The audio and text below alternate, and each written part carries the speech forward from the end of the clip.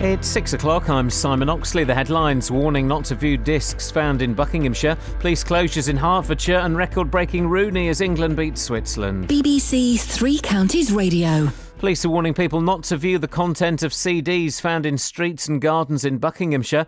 The discs have 2 Hebrew words on them which translate as Hallelujah God, but are said to contain violent images. More from Ollie Bayliss. The discs have been found in flower beds and on different streets in Chesham and Amersham. People on Facebook have also reported seeing them in Berkhamsted, Aylesbury, Dunstable and Markyate. Police are investigating the content of the discs. But one person on Facebook posted that he had put the disc into his computer and it had contained videos of people being slaughtered with knives and chainsaws, child abuse and animal slaughter.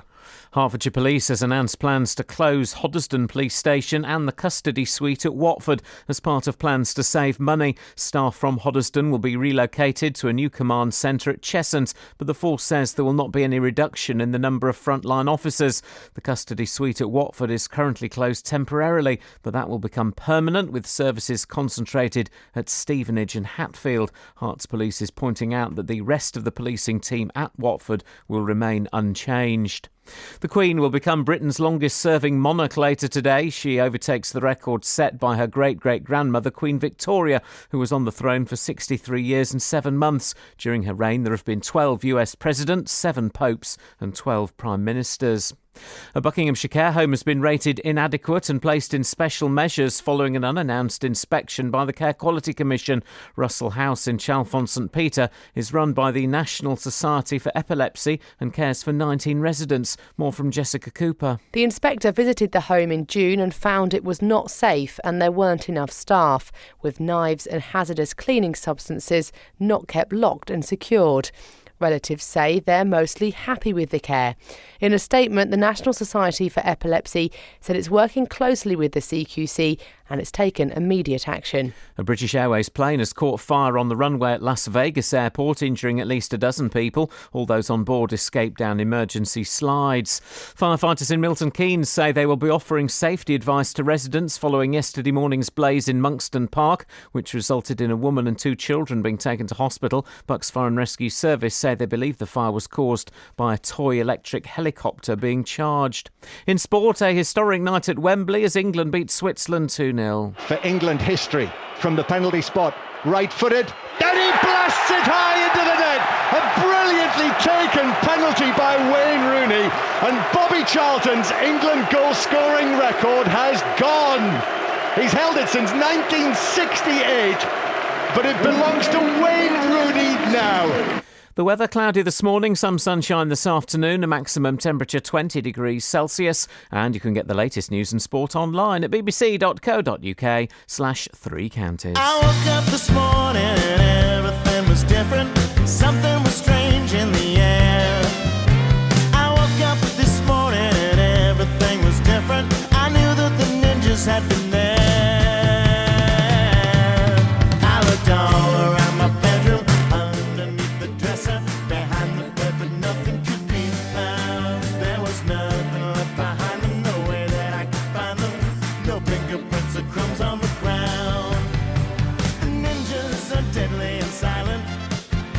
They're also unspeakably violent. They speak Japanese, they do whatever they please, and sometimes they vacation an island. The ninjas are deadly and silent. They're also unspeakably violent.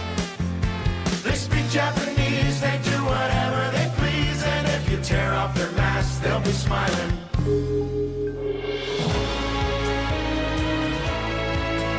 It's based on a true story, that song. It's based on a true story. Kelly, could you read the text that's come in for Wally Webb? Because I've just seen it and it makes me chuckle. What is it? So Wally, who's just announced another 3 weeks off. He's not back until October the 5th. Someone's texted in and what have they said? Hi Wally, holiday again. You get more holiday than me and I don't work anymore. Oh, Ricky from Dunstable, how we love thee.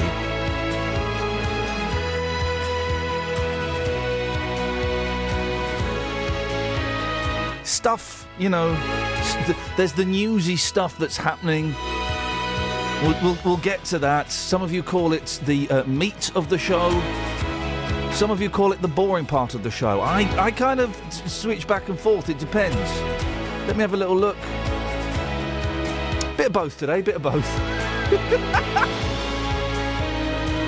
If I found a disc, I'm always picking up discs off the floor and playing them. I always am. There's nothing excites me. Okay, here we go. Hang on a second. Hang on a minute. Let's just go. Across beds, hearts and bucks. We'll do the disc story in a minute. This is BBC Three Counties Radio. In reverse order, the things that excite me to be found in the street. Okay. You got that? Yep. You got that, Catherine? Yes. So in reverse order, the things that excite me to be found in a You street. don't find exciting things on the street like you used to in the 80s anymore. I'm not talking about razzles or Mayfairs or men onlys When I say or street, escorts. I mean bushes. Exactly, very bushy. It's the 80s. Personal grooming hadn't become such a good thing, and I kind of miss. Anyway, Pants were bigger, that's why. in reverse. We're being bullied into it. At number 3, Go. CDs. These are my favourite things to be found on the street. Mm-hmm. CDs. Ding. Oh, Get it? can I do a side to that? You guys can chip in. These are When my own CDs personal top 3. When CDs came out, they told us that they're indestructible. Yeah.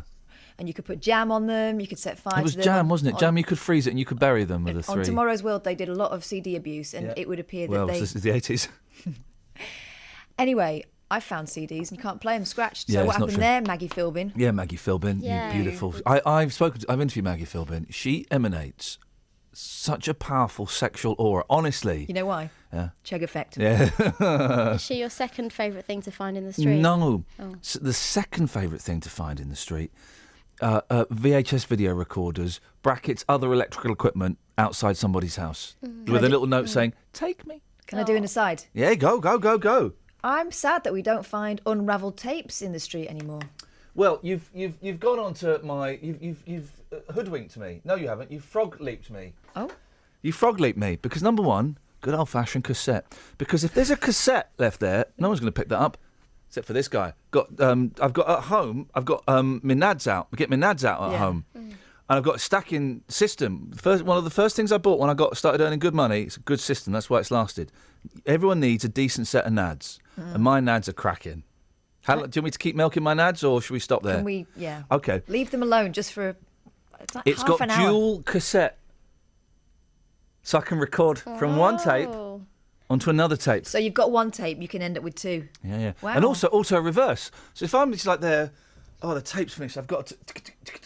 I haven't. It's auto reversed. Wow. That's great technology. 03459 455 555. Today we're celebrating great technology, as you've just heard there. From the 80s. From the 80s. Your favourite things, what to find on the street. And why is the Queen better than you? We know she is, but why is the Queen better than you? All the papers have got their tongues right up her backside today. Unbelievable. Ooh, child, things are gonna get easier. Ooh, child, things will get brighter. Ooh, child, things are gonna get easier. Ooh, child, things will get brighter. Someday, yeah, put it together and we'll get it undone. Someday, when your head is much lighter. Someday, yeah, walk in the rays of a beautiful sun. Someday, when the world is much brighter. Ooh, child, things are gonna get easier. Ooh, child, things will get brighter.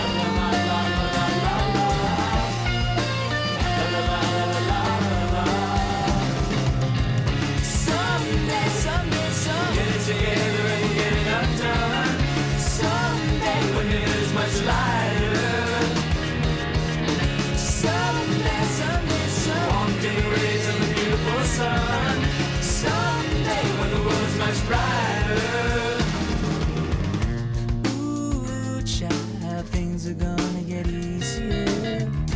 Ooh, child, things will get brighter.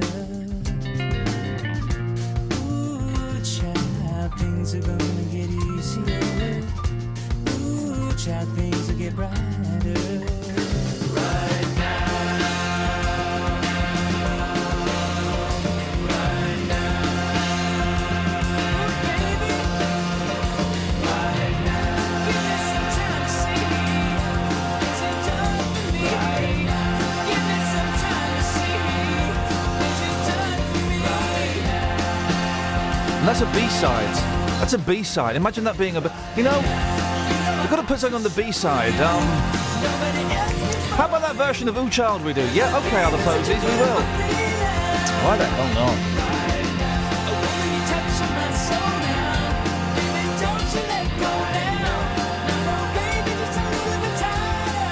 We'll do that as well. Let's go out on a ragger tip.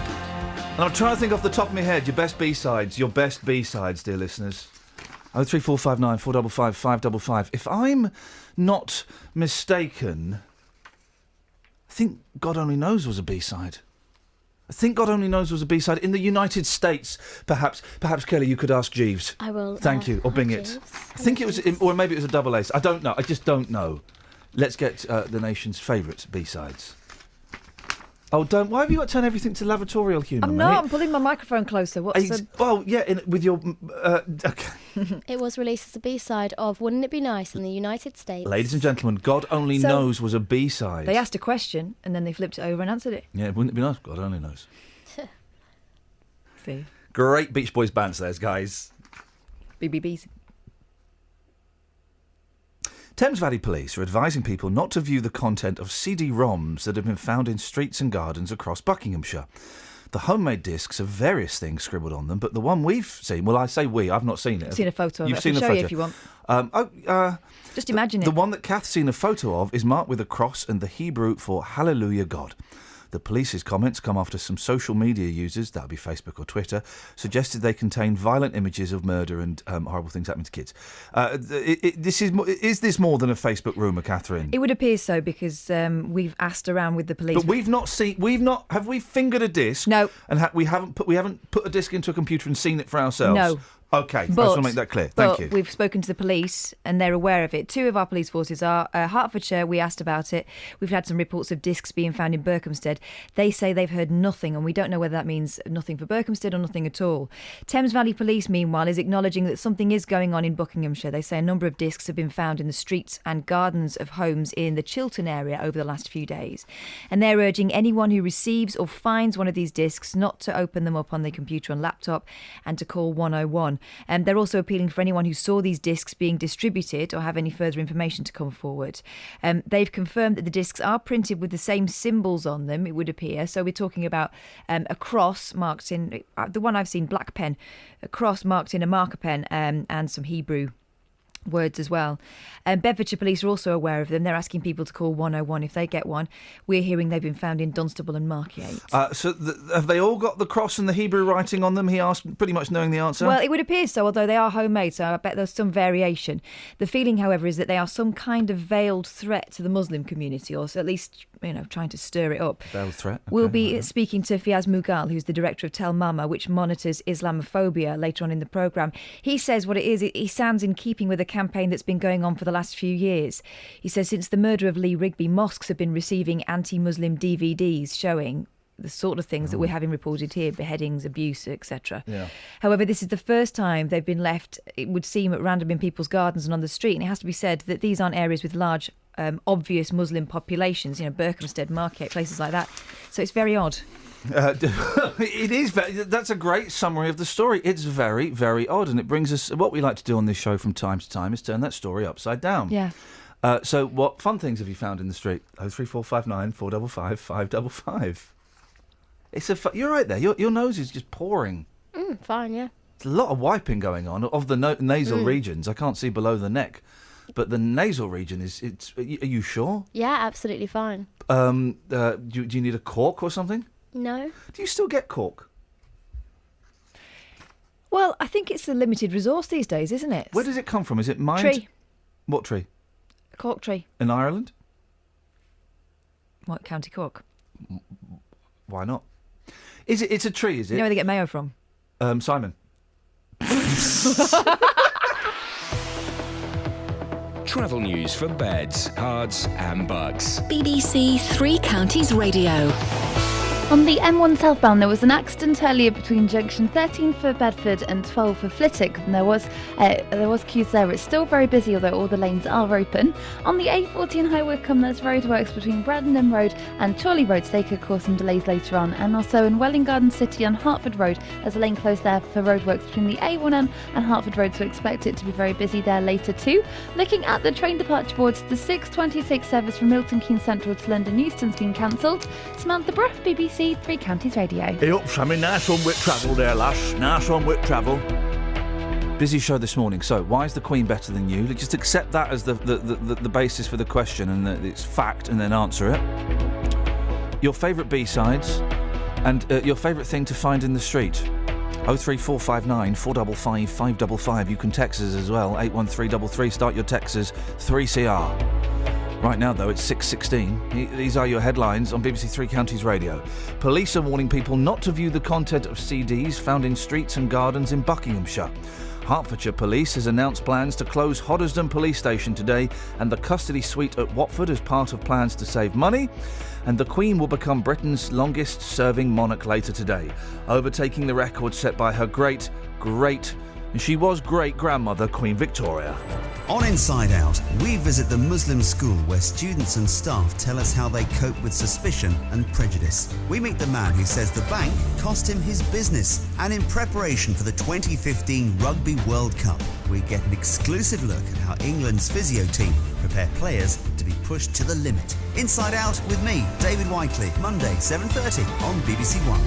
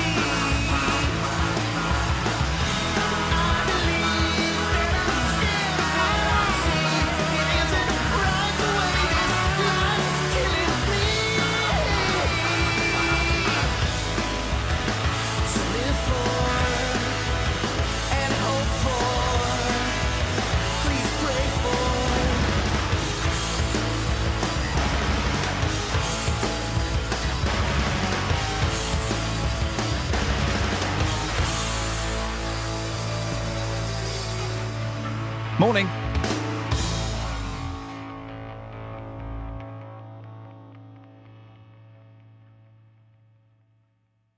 And there we go. Good morning, guys. Morning. Morning. Velvet Crush from the album Teenage Symphonies to God. It's a masterpiece. That song made me smile because I was just thinking of someone's radio alarm going off. I must admit, I've not heard that song for about 20 years. It was a little bit more aggressive than I remembered. Quite raucous. That stood the test of time and then some. Those guys really, wow, they were angry in their youth. They're probably a lot older now. Dealey. Yes, boss. At 6:30, we're doing it. I know we keep teasing it, and I've had dozens of emails, postcards, letters. Yeah. I even. Oh no, the punchline. The punchline to one of my favourite jokes is. Well, I can't do the punchline. Can I do the feed line to one of my favourite jokes? Catherine, you're looking hesitant. Well, I just know about your jokes, and favourite joke is going to be pretty. Last night, I tweeted the punchlines to 3 of my favourite jokes. No, IB42. He had to work it out with a pencil. Yeah. And no, use your finger like everyone else. Okay. Now there's a theme. I like the third one. I was just talking about faxes there, and it reminds me of a joke. Okay. There's I can't quite remember it, so I'm making it up on the hoof a bit. Okay, so we're in court. Okay, there's a lawyer, and he's in court, and he's defending somebody. Right. Sorry. He's defending somebody, and the fellas, and the judge says, "Well, can I see the documents? The documents are integral to this case. So right. Can I see the documents?" And the lawyer goes, "Hey." No, the lawyer's old, and the right. So they're both old. The lawyer, right? The man being trialed doesn't matter, but the judge and the QC are old. Well, I need to see the documents. I'm terribly sorry, Honour. We've forgot to bring the documents. This is the judge. I can tell he's got a slightly different voice. Only slightly. Right, okay. Fax it up. Oh, okay. Fax it up. Do you not like that? I've told them the punchline off air, Justin. You won't have heard that. Did you not like that? Doesn't work with my accent, so. Fax it up. Yeah, sounds good, boss. I'll tell you the punchline. Anyway, yeah, please. We've had faxes. We will be celebrating at about 6:34. This fellow, okay? But who is this fellow? Oh, baby.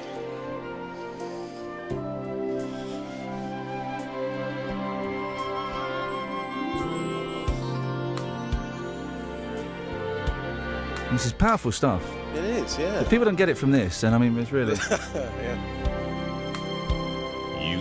Oh. Can I just say that, and for any man who is single, who is going on a dating website, and you've taken a lovely lady out for a beautiful meal. This is the reason why. Would you like to come back to mine for a coffee? That is the tune that you put on. No. It will work every time. That's the tune you put on, surely, when you're taking off your trousers to go on those dating websites, isn't it? Quite possibly, yeah. You're I love loosening it. the belt. Okay, here's another one. Who?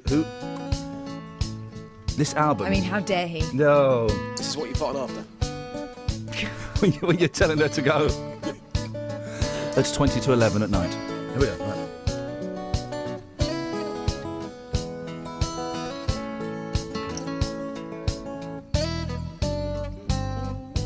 Right. Oh, but who is it? Give me two more, because this one's a bonus track. And there was a period about 1989 when every boy learnt how to play this. Learned to play this song on guitar. I've never heard this version.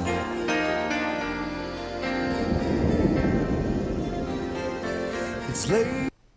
Okay, and the final one. And this is my favourite. This is my favourite. Oh, the awful Spanish. Don't be so racist. I quite like some of the Spanish.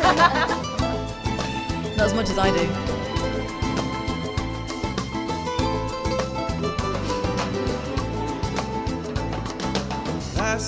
Oh. 6:35. Yes, sir. That track, boss. I used to be such a massive Madonna fan. I used to absolutely That is love not Madonna, by the way. So I have to stress that is not Madonna's version. I was going to say, when I heard that and I realised that there was better talent out there, that's when I went off Madonna after hearing that version. Well, we're 6:34, guys. Stay listening. It's happening. By the way, that punchline, surely it should be fax it. No, fax it up. No, but no one says fax it up. Fax it? No. Yeah, it works. Well, that fax it up. No. Oh. I'm glad you're not saying the punchline, because that was... Now, on to more serious issues, Justin. Yes, We've been contacted by one of our listeners from Hemel who, I remember this woman. She was trying to sell her gallstones on eBay. I wonder how much money she made. By the way, tangent, have you seen... Abs from 5 is selling his Brit Award. What? On eBay. It's on eBay. You can go and bid on it. Be careful, though, because it's already had... Last night, it had 187 bids. It was up to £1,300,000. No. No.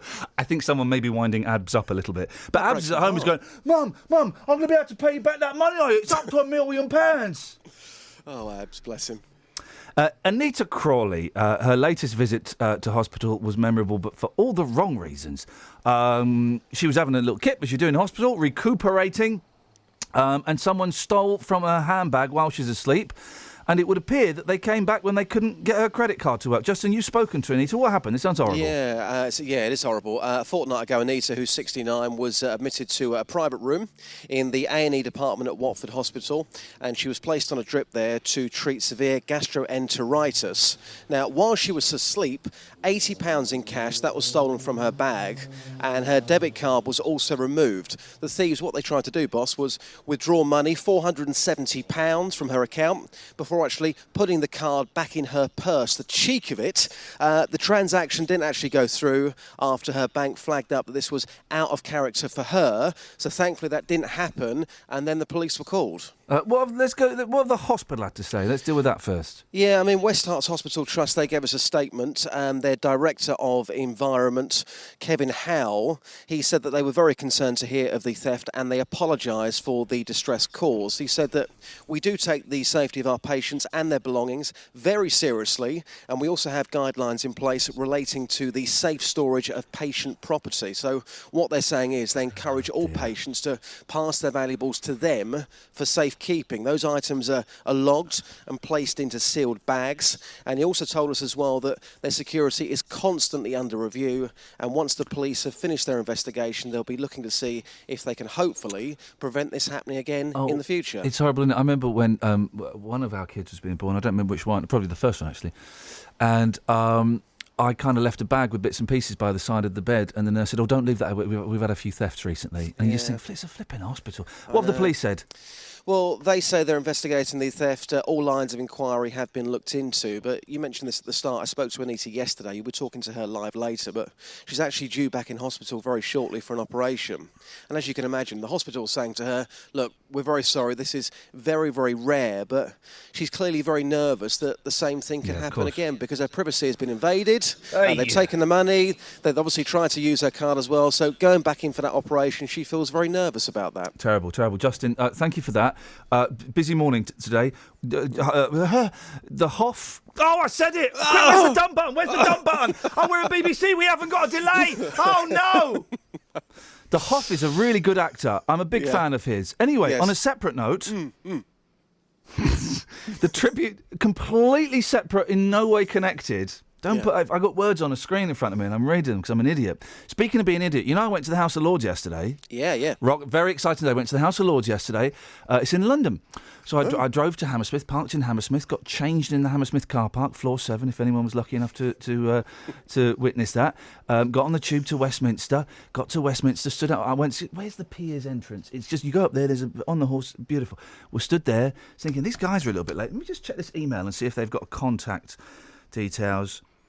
Oh, no, I was 24 hours early. What? I was a whole flipping day early, just. You muppet. A day, and I was, boy, oh boy, when I eventually see the funny side of it, we'll be having a laugh. But until then... Is that why you're wearing trousers again today, then? Yes, mate, because I'm trying it again. I think it's today. I mean, I thought it was yesterday, but I'll try again today. Silly boy. We'll speak to you in a bit. Cheers, my dears. Thank you.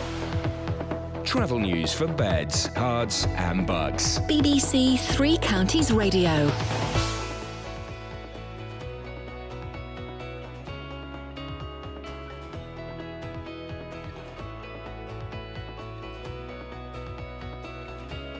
Just speak. Hello. No, just speak. Is it and speak. working? Okay, I can't Just- hear you, but I'll can talk. Can you hear me? The M1 southbound she has can. queues between junction 13 for Bedford and 12 for Flitwick. That's because of an accident that happened earlier. All the lanes are open, but it's very slow. On the A41 Gatehouse Road in Aylesbury, there's roadworks at the junction for Gatehouse Way, and on the North Orbital Road in St Albans, in both directions, there's a lane closed between the Park Street roundabout and the London Coney roundabout. On the trains, there's no reported problems at the moment. Samantha Bruff, BBC Three Counties Radio. Across beds, hearts, and bugs. This is BBC Three Counties Radio.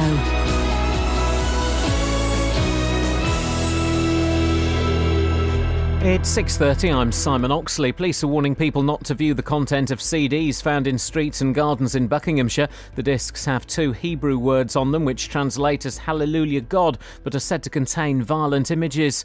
Hertfordshire Police has announced plans to close Hoddesdon Police Station and the custody suite at Watford as part of plans to save money.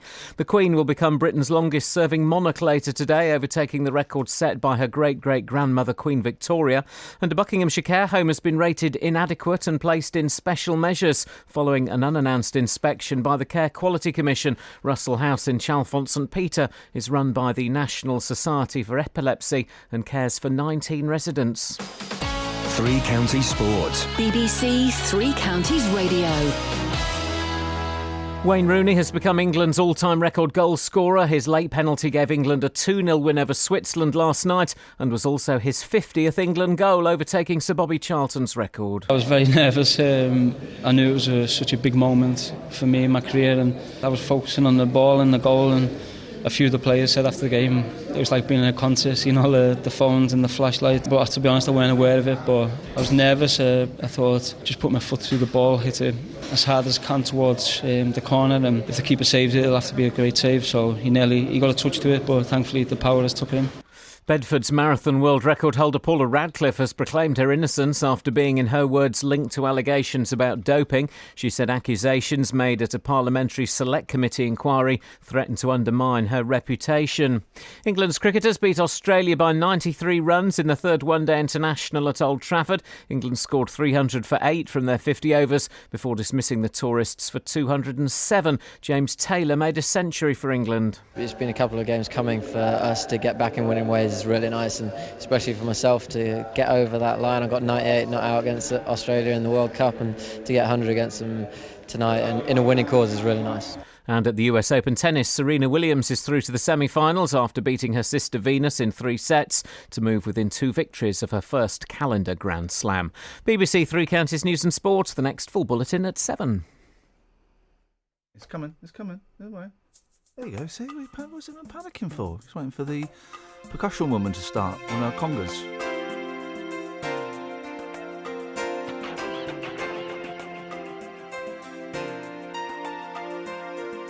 I know this pain. Why do you lock yourself up in these chains? No one can change your life except for you. Don't ever let anyone step all over you. Just open your heart and your mind. Is it really fair to feel this way inside? Oh, someday somebody's gonna make you wanna turn around and say goodbye. Until then, baby, are you gonna let him hold you down and make you cry?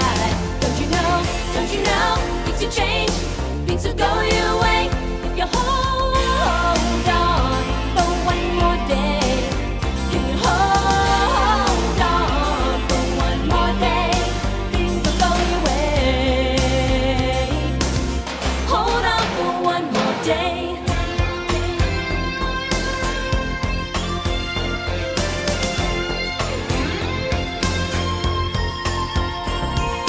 You could sustain, or are you comfortable with the pain? You got no one to blame for your unhappiness. No, baby, you got yourself into your own mess. Let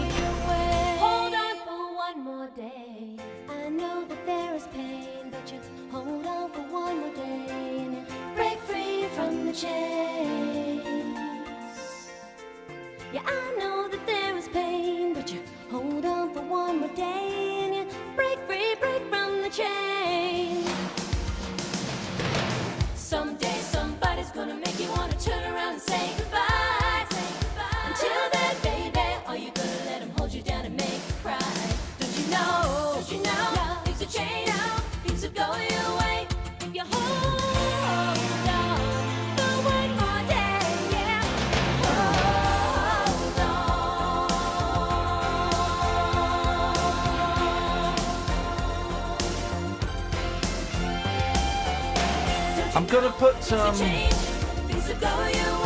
my cards on the table here. Again. Those tied Come old on, cards. That Facts It Up is a great gag, isn't it? But I heard Barry Cryer telling that on Radio 4 in the daytime. Radio 4 tho's got filthy, hasn't it? It's filthy.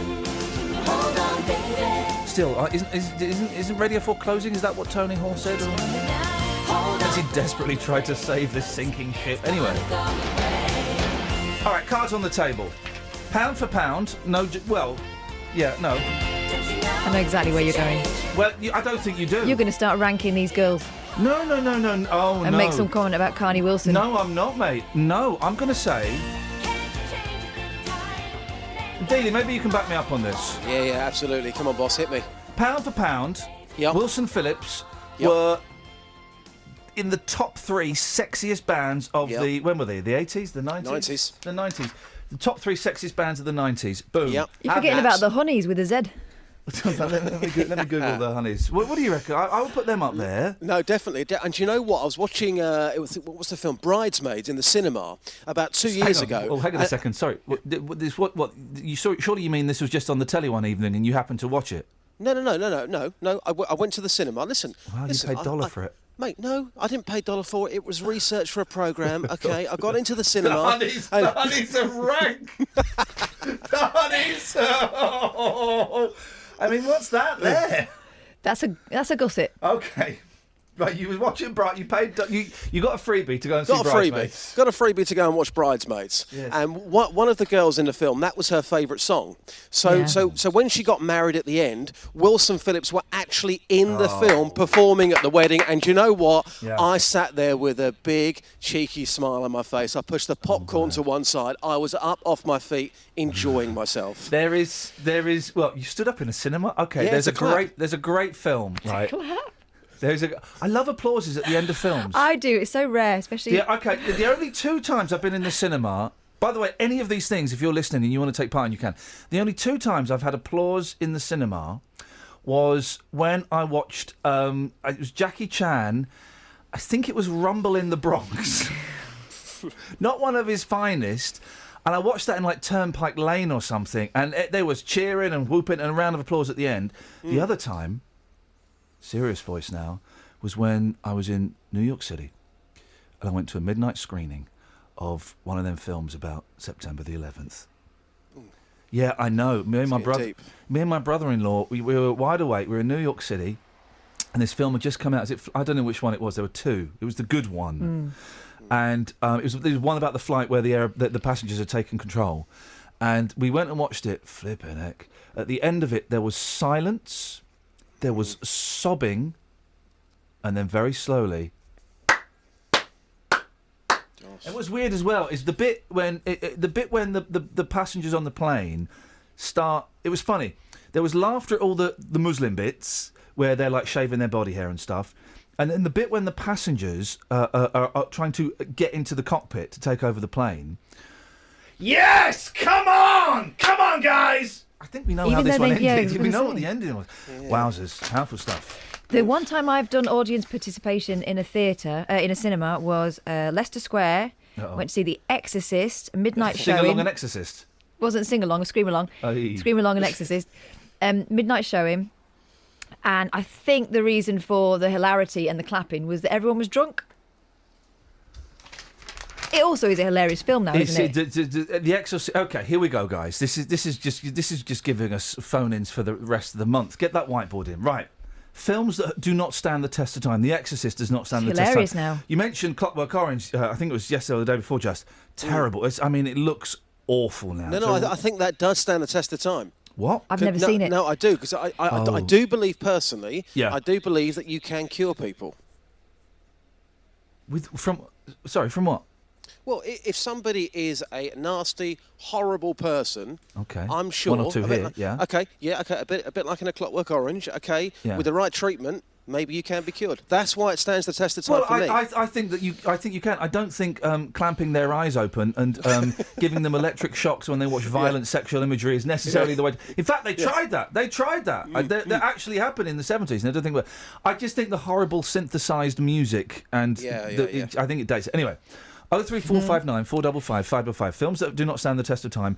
And when have you been in the cinema and there's been a round of applause? And it can be for as simple as someone spilling their cokes everywhere. That gets a round of applause. I've got one. I saw the Omen remake, okay? Wow. But this was a special occasion. You love cinema. Because it came out 6/6/06. I went to watch it that very evening. 6606, the number of the beast. Yeah, okay. Well, I went to watch it that very evening. I have never been to a cinema before where there was so much atmosphere, and at the end, everyone just got up and gave the film a round of applause because of the occasion, not because of the film, because of the occasion. Because they got the date. Yeah. Because they did the date. Special. Films. Okay. Can I give you one more that doesn't stand the test of time? Go. American Gigolo, right? Right. Yeah. At the beginning of American Gigolo, Richard Gere is supposed to be looking hot, and he was a very good-looking man, short man, but a very good-looking man in his day, right? Yeah. And at the beginning, he's getting ready to go out and meet the ladies, right? Yeah. So he lays out awful tie after awful tie after awful tie, and obviously at the time it was supposed to be like, oh my goodness, he's so sophisticated, he's amazing. They're all horrible, and it starts that way, and that's the way it continues. This is why 50 Shades of Grey will never age, because he's just got grey ties. And she only wears pants. Yeah. 03459 455 555. One film that does stand the test of time better than I thought is Bill and Ted that I watched the other night. Brilliant. I'm going to watch that today. Oh, it's brilliant. Anyway, Justin. We like to celebrate legends. We come up with this thing where, when Scylla died, everyone was like, oh, this is outrageous. When whoever, when... George Cole? This is outrageous. When the minder died, it was like, oh, this is so sad, we loved him. But we don't tell these people we love them when they're alive. Yes. So we want to change that. So our heritage celebrities, we salute you, and we're going to go around one by one and tell them we love them. Tell us about today's heritage celebrity. Yeah, a lot of listeners have been in touch, and the listeners are coming up with these names, by the way. So we've had Jerry Marsden so far, we've had Shirley Bassey so far, we've also had Joe Brown. Today, we are celebrating the Hoff. Ladies and gentlemen, David Hasselhoff. Dustin Hoffman? Oh, yeah. I thought you meant Dustin Hoffman. I've gone No. Right. Playing the wrong Big music. Dave. We're celebrating Big Dave.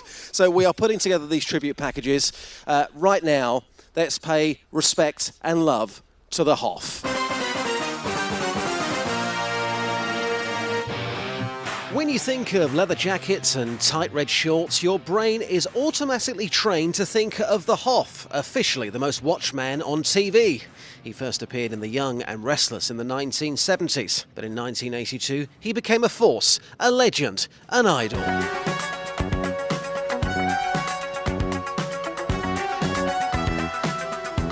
Playing the legendary Michael Knight in Knight Rider. Well then, in the late 1980s, looking ripped and tanned, he took his fame to another level.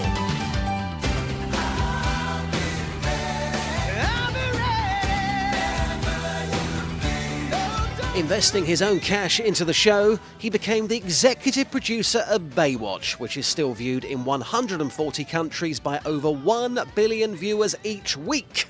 His music career also took off, hitting #1 in Germany with the classic Looking for Freedom.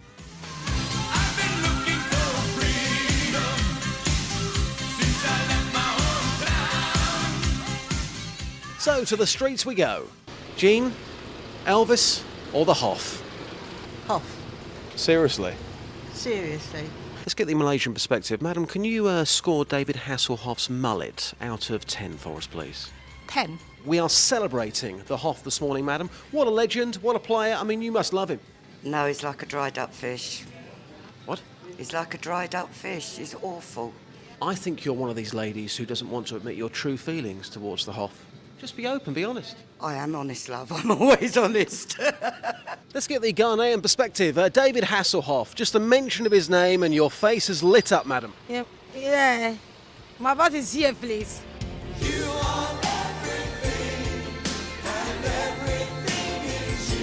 Well, it would certainly appear that the Hoff means everything to people still at the age of 63. Massive respect and love to you, Dave. #Red Shorts. Don't say goodbye. The best episode of Baywatch is they have the epilogue at the end, and David Hasselhoff is walking along the beach with someone else, and they're talking about music. And David Hasselhoff says to the other guy, "So what music do you like?" And the guy says, "Oh, I like Bon Jovi. I think they're brilliant." He goes, "Yeah." And the guy says, "So what do you like? Are you having a wee out there, Just?" Someone let the air out of you. No. It's just people on the street. That's what happens. You What, get they noise on urinate? the street. No, I'm not urinating. And so the fella boss. says to David Hasselhoff, what music do you like? And he goes, oh, yeah, I really like this guy called David Hasselhoff. Oh, no. Oh, no. And then he says, yeah. And the guy says, I've not heard of him. He goes, yeah, he's really big in Germany. He actually says that. Wow, that If is why I someone love can- him even more. If someone can send me the YouTube clip, we'll have some of that. The Queen, she's the longest-serving monarch. If she makes it to 5:30, Justin, she'll be the longest-serving monarch. Can you find... she's obviously better than all of us. We know that. That's a fact. Can you take that to the streets? I'm going to go to Luton this morning. I'm looking for a town with a bit of attitude. I'm going to Luton. I'll be there very, very soon. Ta-ra! Travel news for beds, cards, and bugs. BBC Three Counties Radio. It's very slow on the M1 southbound from junction 13 for Bedford to 12 for Flitwick, and that's because of an accident earlier, although all the lanes are open. On the A1M, it's also busy southbound at junction 7 for Stevenage, and the M25 anti-clockwise is building up around junction 19 for the A41 at Watford. In St Albans on the North Orbital Road, there's a lane closed in both directions between the Park Street roundabout and the London Coney roundabout. That's for roadworks, so it could cause some delays later, but it's looking fine at the moment. Samantha Brough, BBC Three Counties Radio. Thank you, Sammy. 6:47, Wednesday the 9th of September. I'm Iain Lee. These are your headlines on BBC Three Counties Radio. Police are warning people not to view the contents of CDs found in streets and gardens in Buckinghamshire. Hertfordshire Police has announced plans to close Hoddesdon Police Station and the custody suite at Watford as part of plans to save money. And the Queen will become Britain's longest-serving monarch later on today, overtaking the record set by Queen Victoria. Let's get the webs. Beds, Hearts and Bucks weather. BBC Three Counties Radio. Some cloud around this morning, but gradually this southeasterly breeze will start to pick up. It's coming from the continent and bringing some warmer, drier air. So despite having one or two spots of drizzle in the cloud this morning, it will break up significantly as we head through the day. And we should get some nice sunny spells later on this afternoon. Temperatures up to 20 Celsius in the sunshine, so it's going to feel really nice as well. Overnight tonight, clear spells. Temperatures down to 10 could drop into single figures if you're in the countryside. The prone spots under the clearer skies. Overnight, for tomorrow rather, a similar sort of day. We've still got this breeze coming from the southeast, but little cloud, just some patchy cloud bubbling up in the afternoon perhaps, but plenty of sunshine and temperatures up to 21 Celsius. Similar day for Friday, but it's changing overnight Friday into Saturday and turning unsettled for the weekend, and that's your forecast. Original British drama on BBC One. Where is the doctor? This is an attack. Survival is just a choice. Choose it now. Doctor Who starts September 19th on BBC One and BBC One HD. I'm choosing what song to... Whoa, flipping it. Calm down, Catherine. Well, I'm choosing what song to play. I don't know whether I want... Do you want this? Bit slinky, this. It's slinky, isn't it? What else you got? Let's see what else we got. You know what song this is, don't you? Oh, no. Just wait till you recognise the song. Do you know what song this is, Kels Bells? Yeah. White lines blowing through my mind. Okay, we've done that. We've got Don't be this. silly. You come on, any. Oh, any... Oh, I thought she was talking to us. It's got this. I like this one. You want this? Yeah.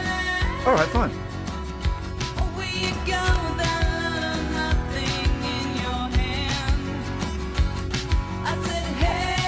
No, it's not. It's not the best one out of the Bangles' greatest How about, hits how album. about this? Yes. Yes, have it. I'd rather be liberated. I find myself captivated. Stop doing what you keep doing it too. I'd rather stay bold and lonely. I dream I'm your one and only. Stop doing what you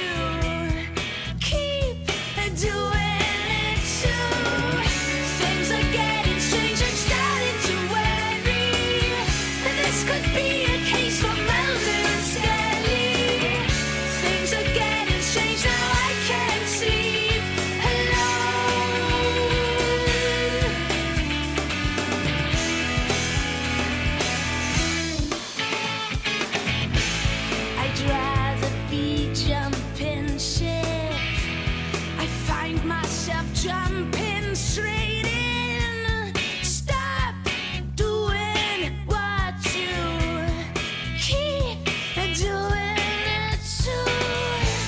Forever be dozy and dim. I wake myself thinking of him. Stop doing what you keep doing it too. Things are getting strange, I'm starting to worry. This could be a case for Mulder and Scully. Things are getting strange, now I can't sleep alone here. My bed is made for two, and there's nothing I can do. So tell me something I don't know. My head is full of you. Is there nothing I can do? Must we all march into by two, by two? And as for some happy ending, I'd rather stay single and thin. Stop doing what you keep doing it to me. Things are getting strange, I'm starting to worry. And this could be a case for Mulder and Scully. Things are getting strange, now I can't sleep alone here. Things are getting strange, I'm starting to worry. And this could be a case for Mulder and Scully. Things are getting strange, now I can't sleep alone. So what have you got to say about that? And what does someone do without love?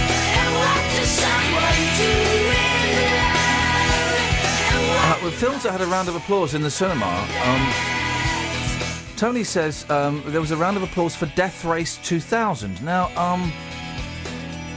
which one is Death Race? That's not the roller skating one, is it? What's the that's going what?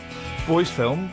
We shouldn't gender stereotype 2000, films. I had better things to do. No, but it wasn't in 2000. It's been like 1977. Oh, well, I was only just born then. Tony, what was Death Race 2000? I can't remember. Okay, so let's run through the topics, and these will last for the next 6 months until I get bored. How popular culture has impacted on your bath time. What your mum said about Patrick Duffy. What your mum said about anyone off the telly. Films that haven't stood the test of time, and I really would argue to the death in a violent kicking in an alleyway that Clockwork Orange has not. It's a stinker of a film. It really is a stinker. Clapping.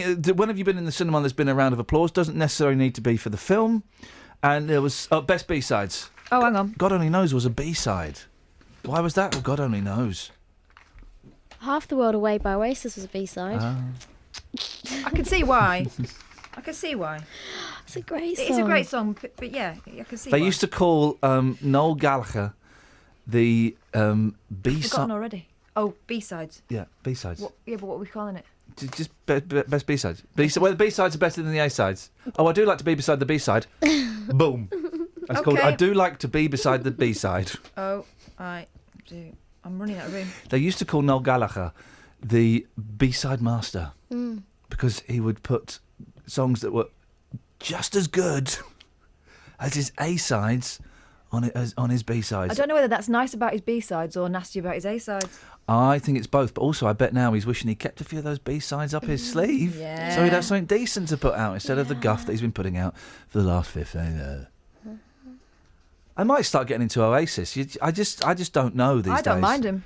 I might buy if I'm in a charity shop and I see the one where they're in the living room for £1. Yeah.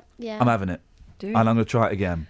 I liked them better than Blur in the day. Well, They were better. I remember before the Blur and Oasis fight, and boy oh boy, the world was excited then because finally we had two rivals worthy of rivalry. Take that, E17.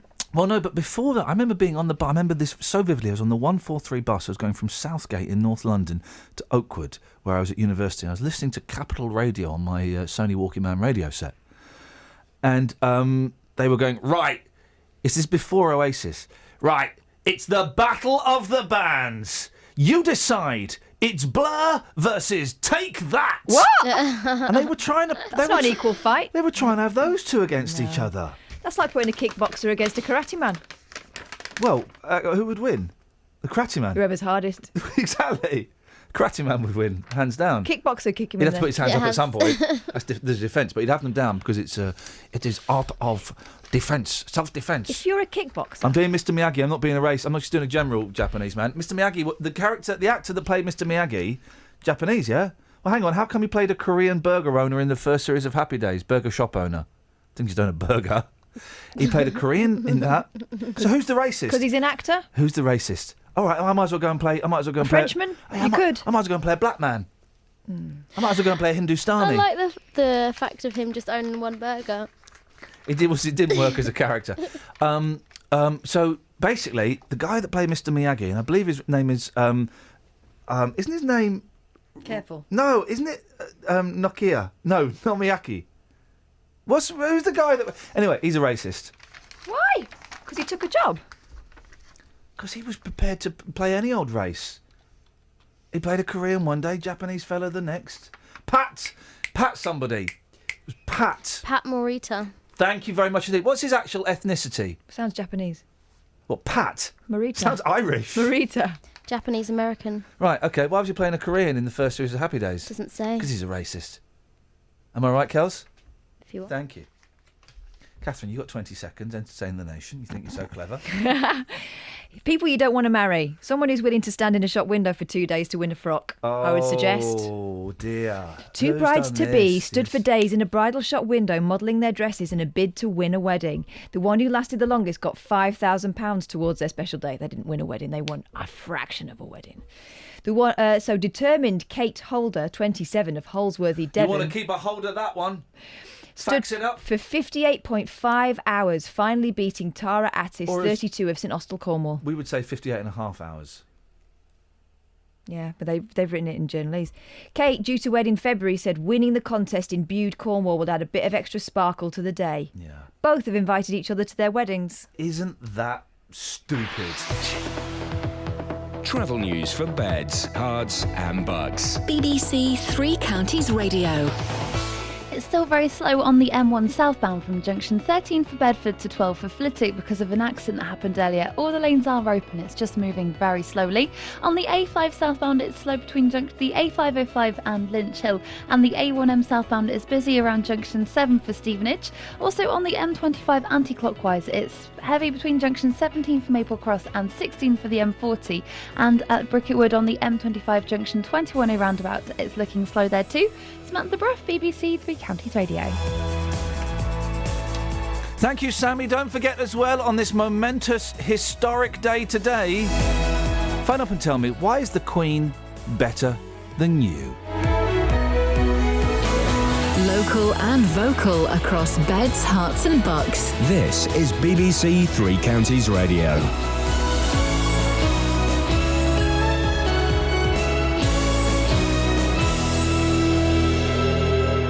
It's 7 o'clock. I'm Simon Oxley. The headlines: warning over content of CDs found in Buckinghamshire, police closures in Hertfordshire, and record-breaking Rooney as England beats Switzerland. BBC Three Counties Radio. Police are warning people not to view the content of CDs found in streets and gardens in Buckinghamshire. The discs have 2 Hebrew words on them which translate as Hallelujah God, but are said to contain violent images. More from Ollie Bayliss. The discs have been found in flower beds and on different streets in Chesham and Amersham. People on Facebook have also reported seeing them in Berkhamsted, Aylesbury, Dunstable and Markyate. Police are investigating the content of the discs, but one person on Facebook posted that he had put the disc into his computer and it had contained videos of people being slaughtered with knives and chainsaws, child abuse and animal slaughter. Hertfordshire Police has announced plans to close Hoddesdon Police Station and the custody suite at Watford as part of plans to save money. Staff from Hoddesdon will be relocated to a new command centre at Cheshunt, but the force says there will not be any reduction in the number of frontline officers. The custody suite at Watford is currently closed temporarily, but that will become permanent with services concentrated at Stevenage and Hatfield. Herts Police is pointing out that the rest of the policing team at Watford will remain unchanged. The Queen will become Britain's longest-serving monarch later today. She will overtake the record set by her great-great-grandmother, Queen Victoria, who was on the throne for 63 years and 7 months. A Buckinghamshire care home has been rated inadequate and placed in special measures following an unannounced inspection by the Care Quality Commission. Russell House in Chalfont St Peter is run by the National Society for Epilepsy and cares for 19 residents. More from Jessica Cooper. The inspector visited the home in June and found it was not safe and there weren't enough staff, with knives and hazardous cleaning substances not kept locked and secured. Relatives say they're mostly happy with the care. In a statement, the National Society for Epilepsy said it's working closely with the CQC and it's taken immediate action. A British Airways plane has caught fire on the runway at Las Vegas airport, injuring at least a dozen people. All those on board escaped down emergency slides. Firefighters in Milton Keynes say they will be offering safety advice to residents following yesterday morning's blaze in Monkston Park, which resulted in a woman and 2 children being taken to hospital. Bucks Fire and Rescue Service say they believe the fire was caused by a toy electric helicopter being charged. In sport, a historic night at Wembley as England beat Switzerland 2-0. For England history from the penalty spot, right-footed, and he blasts it high into the net. A brilliantly taken penalty by Wayne Rooney, and Bobby Charlton's England goal-scoring record has gone. He's held it since 1968, but it belongs to Wayne Rooney now. The weather cloudy this morning, some sunshine this afternoon, a maximum temperature 20 degrees Celsius. And you can get the latest news and sport online at bbc.co.uk/3 counties. Thank you, Simon.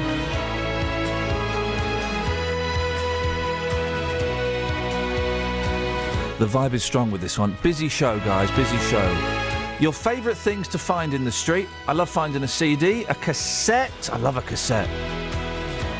An unmarked cassette, or a cassette that simply says something like Nana's birthday.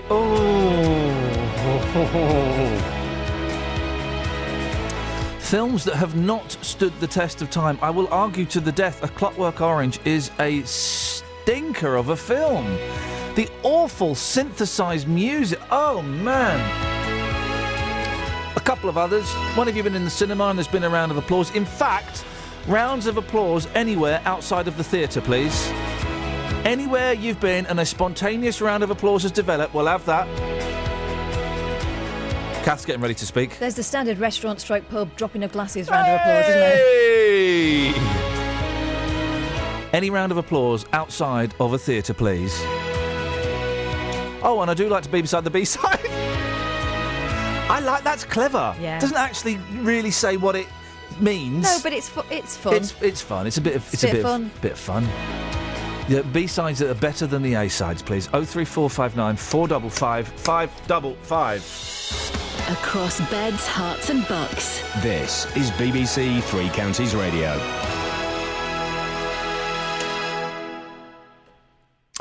Right, 03459 455 555 if you want to give us a call. Don't forget, we call you back. So you phone up and we call you back. So it doesn't cost you much. Or if you just text in and say, I've got this, can you give us a call?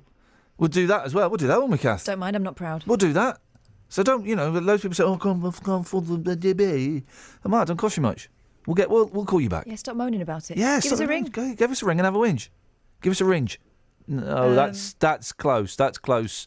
That's close. Let's move on.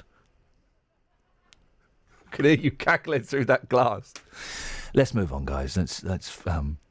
Thames Valley Police are advising people not to view the content of CD-ROMs being found in the streets and gardens across Buckinghamshire. It would appear that some brave or stupid souls have had a look and the contents weren't pretty. Violence and abuse. Similar-looking discs have been reported in Dunstable and Markyate, and Bedfordshire Police say you should call 101 if you find one. They're homemade and have Hebrew words and crosses scribbled onto them. Now, I have to say, we've not seen them. You've seen a photograph of one. We haven't touched one. We haven't put one in a computer.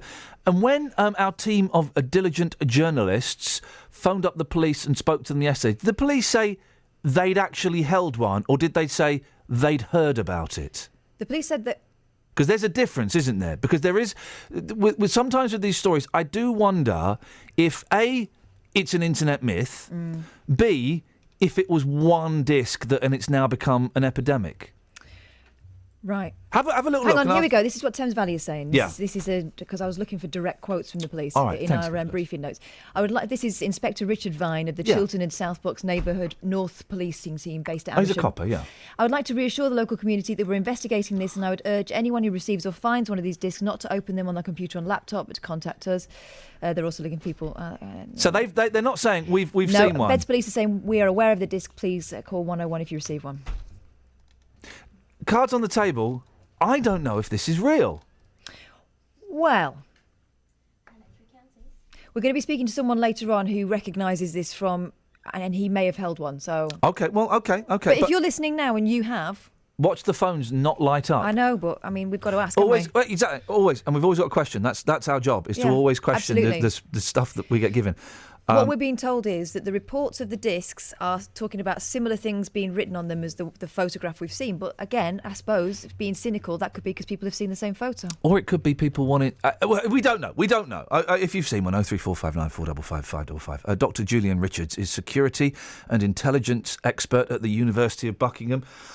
Morning, Julian. As well as, horrific images popping up, there is a real risk at putting foreign, and by foreign I mean unknown, discs into your computer, isn't there? Yes, there is, yeah. And generally speaking, you should never introduce anything into your computer that you don't know where it's come from, basically, because there's all sorts of risks inherent in that. For example, what could happen?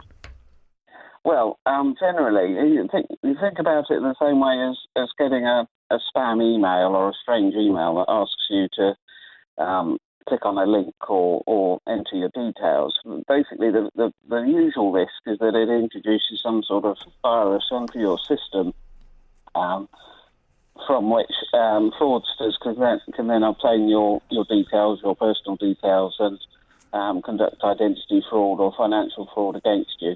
And usually, as we say, this is done by email, but there have been instances in the past of it being done by sort of physical media, being littered around so that curious people introduce it onto their computer. And so what does it do? Does it kind of what are the things it can do? Does it freeze your computer? Does it take you to mucky websites? What does it do? Well, it could either sort of introduce materials onto your computer which could then be compromising to you, and that may be, if this is true, that may be what's happening here, that it could introduce illegal images or dodgy images which you could then be subjected to blackmail if they were found on your computer. Or more likely is it just introduces a sort of virus which allows people outside to access the contents of your computer and all your personal details over the internet. Have you and I'm reserving judgment on this. I like to err on the side of caution, and until someone phones up and says, I've got one, I've put it in my computer and it was horrible, I'm gonna err on the side of judgment. But have you heard of this happening before, Julian? We do hear about email attacks. We hear about people phoning up and saying, oh, there's a problem with your computer, let me just access it remotely. Have you heard about dodgy discs being left around?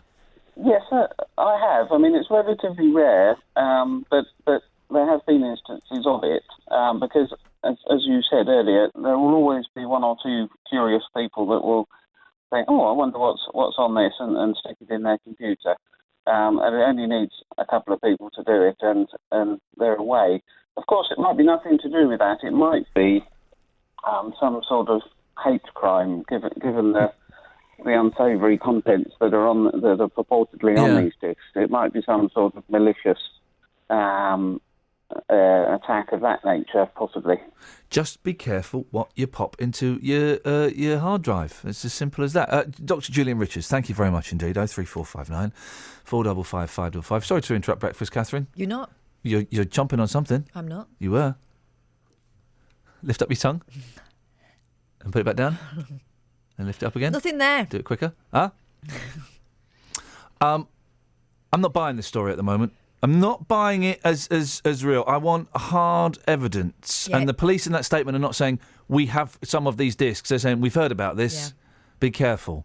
So, I've got my sceptic head on today. Okay. I've got my sceptic head on Aunt Sally. How did Wurzel Gummidge used to speak? Because I never used to watch it because I used to hate it. I used to find it frightening. I just I just find it so boring. And then he went to Australia for a year. Yeah. Oh, Aunt Sally, cup of tea and a slice of cake. Oh, Aunt Sally. Yeah, that's it. Aunt Sally's on a cup of tea and a slice of cake. Put his handsome head on. Sorry? What was he? He was a scarecrow. He was a Doctor Who scarecrow. And how look did he like. come to life? Looked like Rod Stewart. He looked like Rod Stewart, and he'd have a nice cup of tea and a slice of cake, and he'd always be trying to get it on with Aunt Sally. She was having none of it. Was she his aunt? No. This is An so weird. Aunt Sally is an old, boring fairground thing. I think you have to Throw balls at you have to her. knock She her was head off. quite hot, wasn't she? She was Una Stubbs. No. She was Una Stubbs. I was going to say, don't tell the Eunice Stubbs. I'm not telling the Una Stubbs story. Not telling that story. Here's a fun game, guys, and you can play this at home or on the phone. TV series that, when we got bored of them, went to Australia for a year. I can think of 3. Wurzel Gummidge Down Under. You can't call it that. Do you remember Father Dear Father? No. It was Patrick. It was an old guy and his 2 hot daughters, and they had adventures. When we That's got normal. when we got bored of it, they went to. It was like a sitcom. They went to Australia. I believe it was called Father Dear Father Down Under. Seen a trend. Hancock. Did he? When we got bored of him, and his self-doubt was bigger than ever, he went to Australia. I think it was called Hancock Down Under. No, it wasn't. I think it was. No. And you don't laugh because you know what happened. What he did in Australia. I know, but still. I mean, the title says it all. Didn't they have meetings about titles then? I think they just. 'Cause if your name's Hancock, you don't want that. I'm right about TV shows. There's more, please. TV shows where we got bored of them in the UK and they went to Australia and they changed the title to Down Under. I'm sure there's loads of them. 03459 455 555. Teresa's on the line. Morning, Teresa. Good morning, Ian. You are of an age. You must remember Father Dear Father. Yes, I do. Who was the fella that was in it? Patrick somebody. Patrick. Got that bit? Oh, I can't remember it. And what was it? It was him, and he had it was like a sitcom in the 70s, and he was like an old-fashioned dad, as I remember it, and he had 2 kind of groovy daughters. Yes, it was good. I enjoyed it. It was good, wasn't it? I wonder if it's on DVD. I can't remember his name. Patrick Mower. No, it wasn't Patrick Mower. Moore. No. I've got the information. Oh, you Googled it. Go on, Yeah. you cheated. I don't know if it's a soft G or a hard G, so it could be Cargill or Cargill. Patrick Cargill, of course. Oh, yeah. Patrick Cargill, he was good. What was it called when they went to Australia, does it say? Don't know. She's got the computer up, Teresa. She's having a right old look on the computer. It's called Father Dear Father in Australia. Okay. And Teresa, make your point, and I've just remind me to say Fresh Fields. Oh, I know. What's your point, Teresa?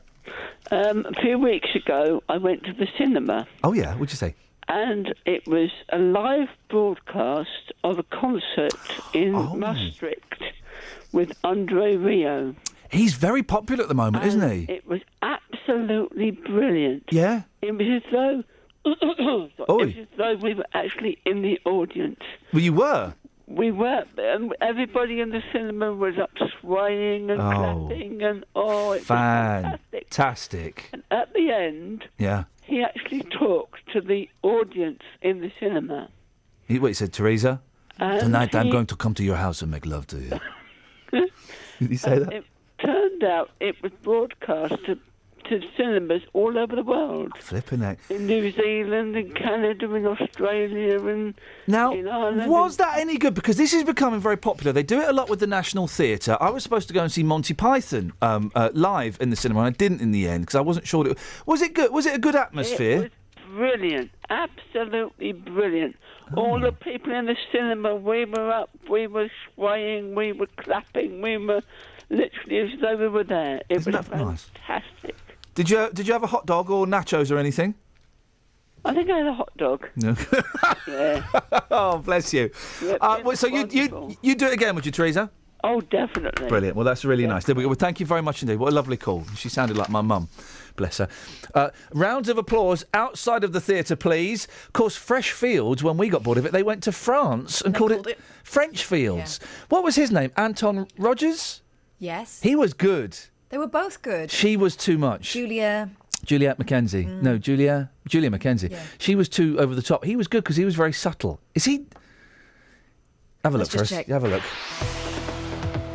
Travel news for beds, cards, and bugs. BBC Three Counties Radio.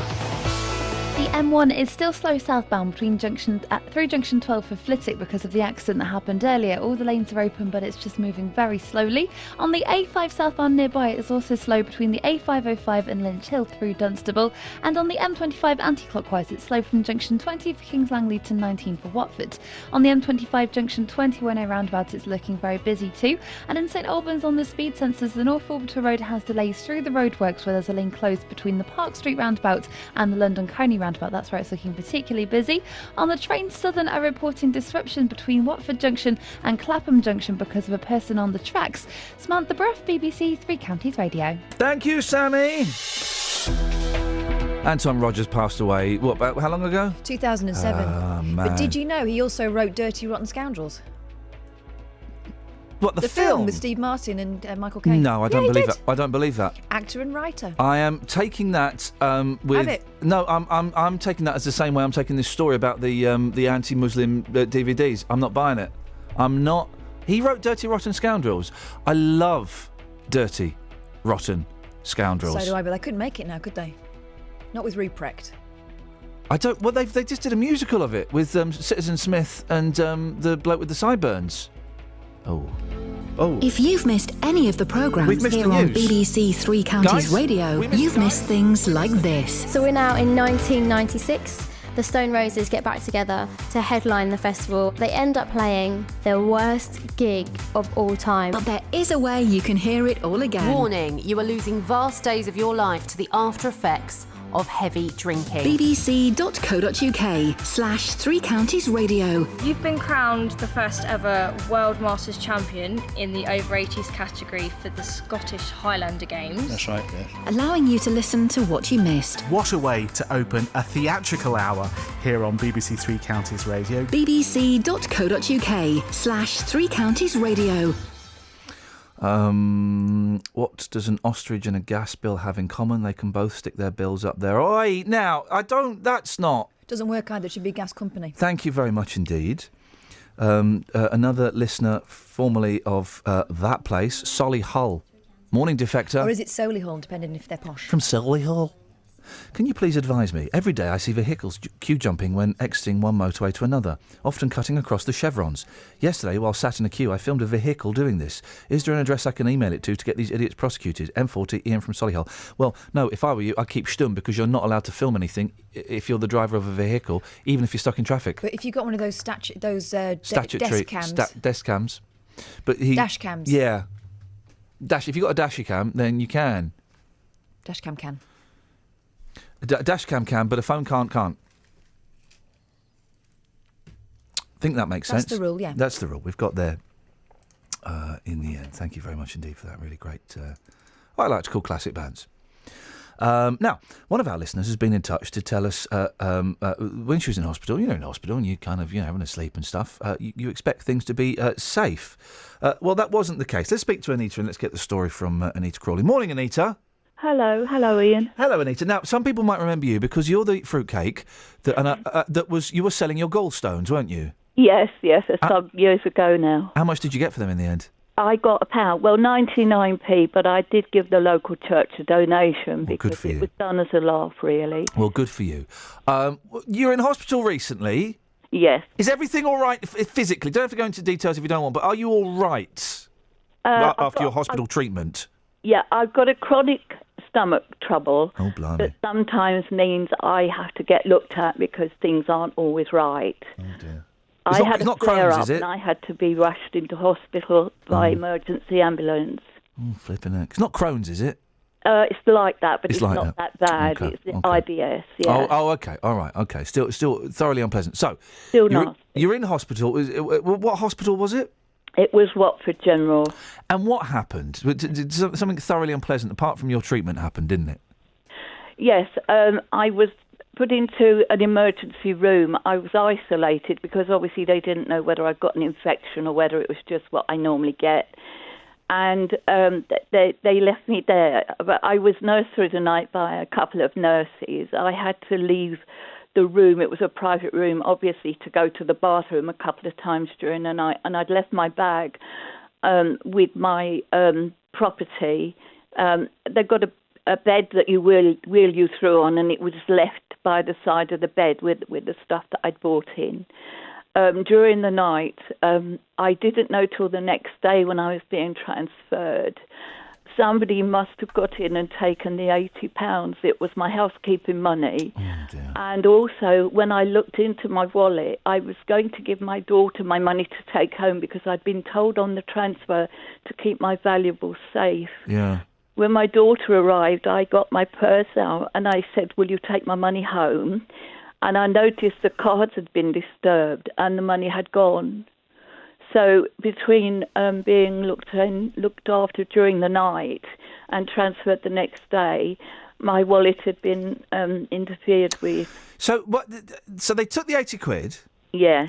And they took your credit card. What, you're saying they brought your credit card back? What had happened was that the next morning, very early, I had a phone call from my bank to say, did I authorise the withdrawal on my debit card of £470-odd in the night, because it was 4 a.m. when they had a transaction that somebody tried to put through. At that time, I was probably semi-conscious. I was on the drip and I was also receiving pain-killing medication. So I wouldn't have known a lot about what was going on anyway. So they'd obviously taken the money and either took the card and brought it back or copied it or something and tried to scan that money out of my account during the night. So did they use your... So they got the 460 quid? No, they the didn't. bank stopped it because they thought it was a fraudulent good for transaction. them. Yes, thankfully, because I would have been that much money short. I'm upset with Watford General because it took them nearly a fortnight to acknowledge the letter I wrote of complaint. Yeah. It took them a long time to even acknowledge the fact that it had happened, although there was police involvement while I was in the hospital.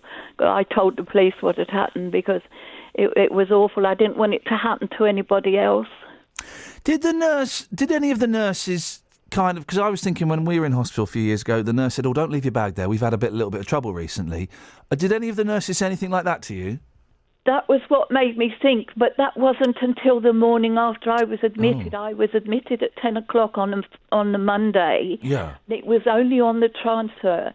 And the nurse did sort of say to me, keep your valuables safe. I've got a Radley bag, which isn't very expensive, but it looks nice. And she said to me, keep your valuables safe.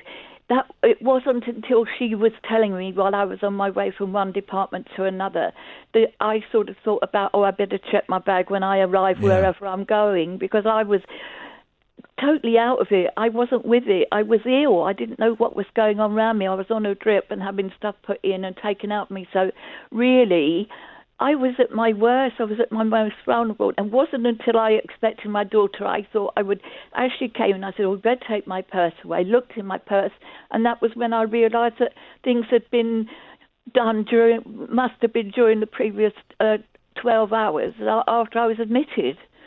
Because when you're at home and you're ill, the last thing you think about is what have I got in my bag, what shall I take? Oh, yeah, of course. You're going in as an emergency. So you lost 80 quid in the end? Yeah, £80 in cash. It was. Blimey, some people, eh? My husband picks up his pension on a Monday and he gives me the money and I put it in my purse, and that sort of keeps us going all the week for things that we need. And you know, sometimes you give somebody a few bob, but that's what I always have in my purse. What put me on my guard was the fact that the cards had been disturbed, because I know exactly how I keep my cards. And I thought, that doesn't look right. Because you start doubting yourself, but then... of course you do. You think, hang on, did I have that there? Did I do that? Or did I put it somewhere else? Yes, and when you're not well, you don't know what you're doing anyway. No. It reinforced what had happened when the bank phoned me, and I'd said to them, I'm actually laying in bed flat out in hospital, I said, and I've also had cash stolen from my purse. I said, so that proves that what I thought was true, because, it was quite frightening, really, because by that time I was feeling ill. I was having medication, having quite a lot going on around me, and having to cope with this as well, which was absolutely terrible. Right, let's get a few things sorted out first of all. How I know you've got to go back, but how are you feeling? Are you feeling better than before you went in? Yes, I'm coping with what's wrong with me. It's an ongoing thing. I'm fine on a daily basis, but sometimes I get a flare-up, and that was one of them, and that was the worst thing that happened to me in the past couple of years, yeah. And you have to go back to hospital again. How are you feeling about that? I would imagine that you're perhaps a little bit more nervous than you would like to be. Well, have knee surgery, and I've already had the pre-op, so I've got to go to Watford when there's a bed for me, but I'm really pooping myself, excuse my language, I'm really fried. You're allowed to say that, don't worry. I bet you are. And that's really, what else can they do to me? And will they single me out? And it would, if it was somebody recognise me again. I would put this. First of all, you're going to be in a completely different ward. Yes, I know. So the odds of that person knowing that you're back in there is very, very slim. Also, I doubt they're targeting you specifically. It was some chancer who I make up. It was some chancer saw a private room, middle of the night, thought I'll have a go at this. Laying in bed, didn't know what day it was. Exactly. So I would try and put those fears of it being a personal attack, and I know it's difficult, but I would try and put that to one side. Yeah. Did the 80 quid make it? Did that make a big difference? I'd have given them the money, and if I thought they needed it. If it was somebody that really needed 80 quid, they could have had it. I'd have given it out my purse. I just don't like the thought that, mind you, they hit on the wrong person, because I feel I can actually be a voice for other people. I could have been somebody who was got dementia or not as mentally able as me, who'd put all their jewellery in their bag to look after because they didn't want to leave it at home. It could have been somebody else who they scammed and stole from. So it's just a warning. I think now they put more security in place in the hospital anyway by what they said in the paper. Yeah. So hope so. You're all right without the 80. I mean, it's a nuisance and it's a pain, but it didn't make things too hard, did it? Not having the 80 quid. I can cope. I've always been careful with money anyway, so I'm not looking for the 80 quid to be replaced. I just think that it's just disgusting how people would think it's appropriate to steal from somebody who's really ill in hospital and doesn't know what day it is. It is pretty low, isn't it? Yeah. Anita, you're an inspiration to us all. Let us know how that knee up goes, won't you? Yes, I will. We'll have you dancing the jig again soon enough. Bless you. I won't put that joint on eBay, though. I don't. No, you weirdo. Fruitcake. Anita, nice to speak to you. Nice to speak to you. Take care, my love. Bye-bye. Yeah, God bless you, Doug. There we go. Bye-bye. There we go, you see. Oh, you scumbags. When she said she would have given him the money, that really did stick in my throat. Deary me, what a lovely lady. Yeah. Well, there we go. All right, 03459 455 555. Let's get the travs. Travel news for beds, cards and bugs. BBC Three Counties Radio. On the M1 southbound, it's slow from junction 9 for Redbourne to 7 for Hemel Hempstead now. It's cleared up now through junction 12 for Flitwick, where the accident was earlier. On the M25 anti-clockwise, it's busy from junction 20 for Kings Langley to 19 for Watford, and it's also looking slow in patches from junction 25 for Enfield to 23 for the A1M. On the North Orbit Road at the M25 junction 21A roundabout, it's looking very busy, and the A1 southbound approaching the Black Cat roundabout from the St Neots junction is looking very busy too. On the trains, Southern are reporting delays between Watford Junction and Clapham Junction because of a person on the tracks. Samantha Bruff, BBC Three Counties Radio. Across beds, hearts and bugs. This is BBC Three Counties Radio.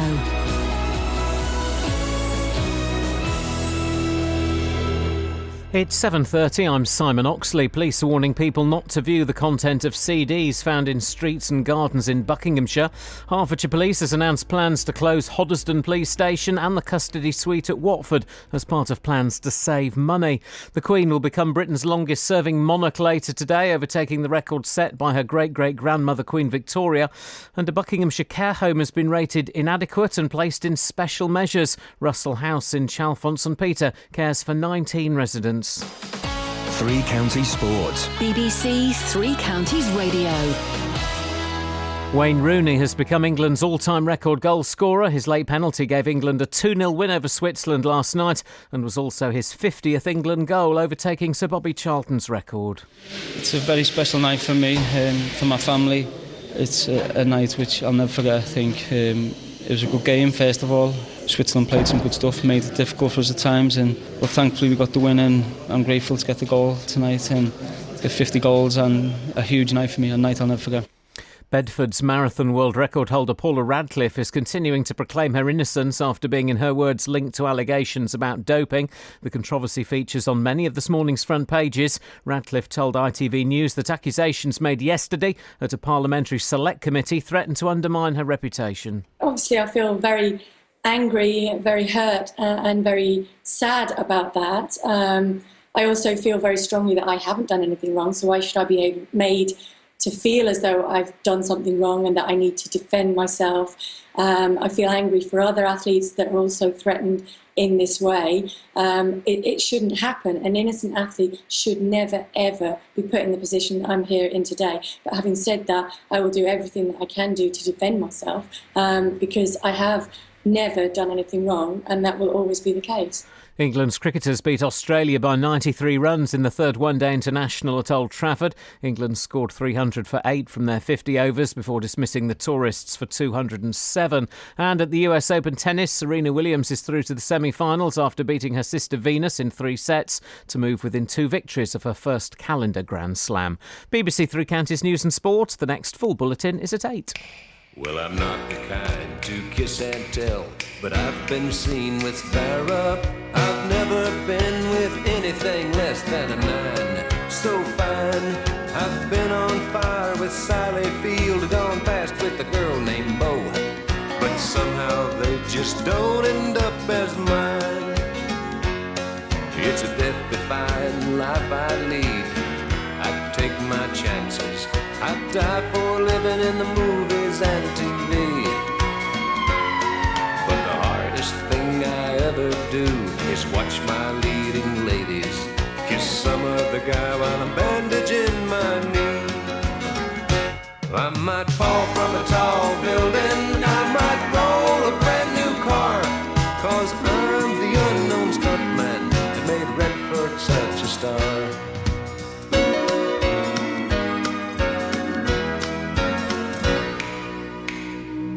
I've never spent much time in school, but I taught ladies plenty. It's true, I hire my body out for pay. Hey, hey, I've gotten burned over Cheryl Teague's, blown up for Raquel Welch. But when I wind up in the hay, it's only hay. Hey, hey, I might jump an open drawbridge or Tarzan from a vine, 'cause I'm the unknown stuntman that makes Eastwood look so fine.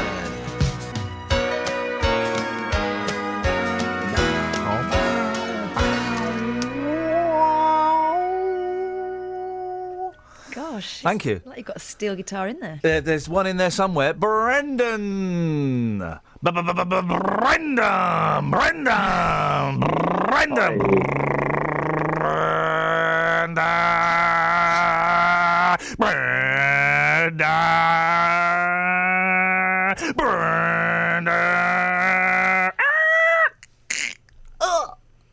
We crashed. Hi. We crashed into Brendan's conversation. Did you know your name sounded like a sports car revving up and being driven at high speeds along the motorway? No, but one thing, I was actually at a sports, not a sports day thing, but we were at a Sharnbrook Hotel, did a car show. Were you there? You know, were you an exhibit? You were there. And did they make light of your name, Brendan, and its similarity to an accelerating sports car? No, but we were trying to promote another group that we run in Bedford. Okay. So the other thing I was going to I rang up for was ages ago. My father had his wallet stolen. Oh dear.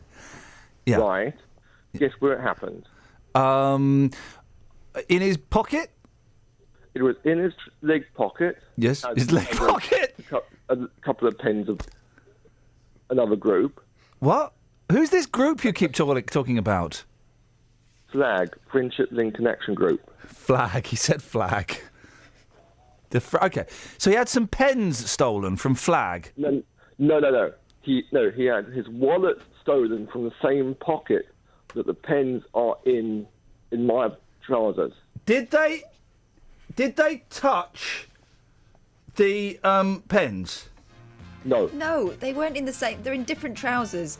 Brendan keeps his pens in a particular pocket, and in the similar pocket on his father's trousers was the wallet. Hang on a minute. Hang on a minute. Just need to... Okay. I need to run up to this. This is going to be tougher than I thought. Hang on. Okay. So your dad was on a was on a. I'm going to guess on a train. No, he was in a market area in Almoradí. Where's Almoradí? In Spain. Bloomin' Spaniards. It's the second time they've been dissed, third time, and they're out. They're out of the EU and out of my mindset. Right. So, and in the so which pocket do you to establish the pocket your dad kept his wallet in? Which pocket do you keep your flag pens in? My right leg. Front, back. It's on the side. What? If you look at it's like, these combat trousers. Oh, yeah. We've just entered Pocket Academy here. This is going to get crazy. I do know so the side just above the knee? Yeah. You keep your pens in there, your dad kept your wallet in there. Tell us what happened, Brendan. We got ourselves a phone in. His wallet was stolen from his right leg pocket.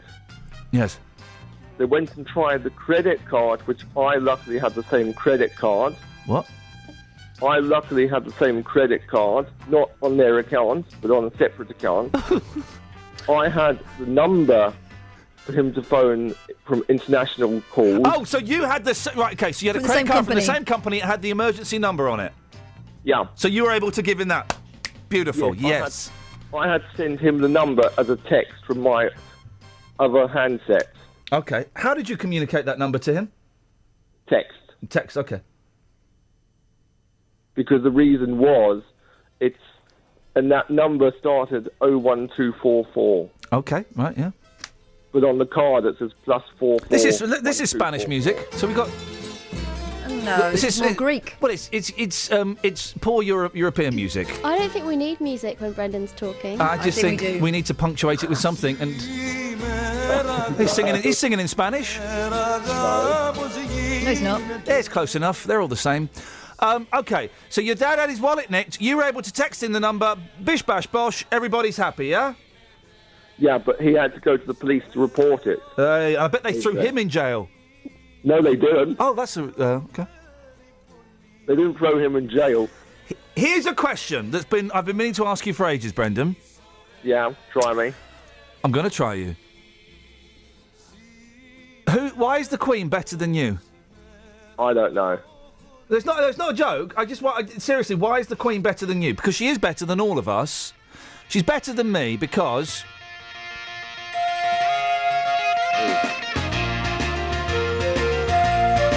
She's better than me because... Are you playing Revolution on purpose? This is treason. Oh, you're right, actually. Let's play... hang on a second. I mean, today of all days, lack of sensitivity is astounding. Play something better. Okay, right, so... She's better than me because, well, she's certainly more important than me. She's a far more important person. Why is she better than you, Brendan? Probably because I'm disabled and she wants to try and help all the disabled. Wow. Maybe. Well, maybe. I mean, I don't think she's better than you because she's able-bodied. Yeah. Some people might suggest that, but I wouldn't suggest that for a second. But yeah, she likes to do a lot of good things for charity and people less fortunate than herself, doesn't she? Yes.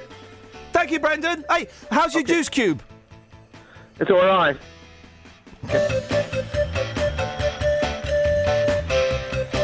I like Brendan's detail. He's got an eye for detail, Really and that's important. That is important. The kids these days, I don't know, Brendan's probably older than me, but kids these days, they just let things. Thing is, if I ever meet Brendan's dad, I'll know exactly what he's got in his pocket. Well, I know exactly where to look as well. Yeah. And if I meet Brendan, I need to write something down in a hurry. I know where I'm going. Down and right. Down and right. We are asking, why is the Queen better than you? Any texters? Yes. Kate from Milton Keynes really enjoying Brendan's call. Morning. What was her name? Kate. Okay. From Milton Keynes. And Down Under, wanted Down Under, come dine with me, Down Under, Oh, yeah. emergency Down Under. We're asking TV shows that when we got bored of them, they relocated abroad. Tony's trying to say Neighbours, but Neighbours was Down Under. They didn't do a special Down Someone Under. has suggested, of course, when Friends came to London. Friends, why are you giving me a blank look? Well, it wasn't Down Under. No, but we've checked. Well, neither was French Fields, mate. It was just okay, across so the channel. All right, okay. When programmes have relocated. Friends in London. Never worked. They relocated just for an episode Of what? of Friends. No, it wasn't. It was a run, wasn't it? They did like 6 episodes. Not really. Yeah, because they did a wedding. Branson was in it. Yeah. Fergie was in it. The Friends, obviously. I didn't like his wife. I think we weren't supposed to like his wife, were we? No, because he was supposed to Be with Rachel. Exactly. I mean, it's just. Oh, by the way, I've got to say, got something wrong. There's a surprise. I mean, if we announce that every time during the It's show. very rare.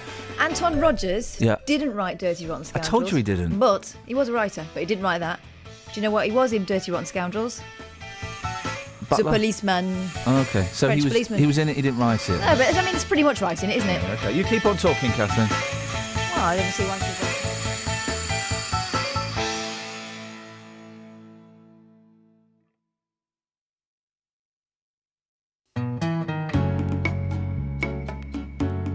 There is a great. When I got my, I don't listen to it now because it's too complicated. When I got my first, when I got my only internet radio, the internet radio is brilliant. It looks like a radio, but it's the internet, right? 10,000 plus stations. I found a brilliant station, Beatle FM. All it played is Beatles songs, very rarely by the Beatles. Cover versions, B-sides, solo stuff, cover versions of the solo stuff, 24/7, 365. Did they play the German version of I Want to Hold Your Hand? Sure, why not? It's Komm, excellent. gib mir deine Hand. It is very, very Yeah, good. Sie liebt dich? She does. Yeah, I do. Have you heard Sie liebt dich? Yep. Have you? Well, what's that the German version of then? Don't. She likes No. him. Look, Lieb. She loves me. Yeah, yeah, yeah. I think you. Hang on a second. Yeah, yeah. Sie liebt dich, yeah, yeah, yeah. Sie liebt dich, yeah? This is my theme tune. It's actually the Beatles. I love it. I love it.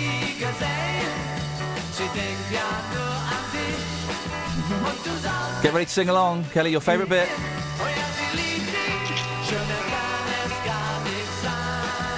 But they don't do ya ya ya. They cheat. No, yeah would sound. Oh ya ya ya. Especially in those days. Oh, I didn't do it then. Hang on.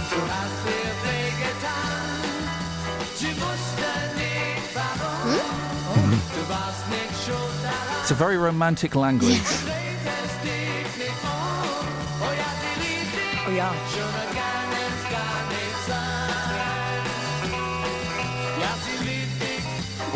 Oh, every time, Kelly. Surely we're a minute and a half into it now. You would have thought you would have got the joke. Sie liebt dich, ladies and gentlemen. Let's enjoy the Beatles in German, singing Sie liebt dich.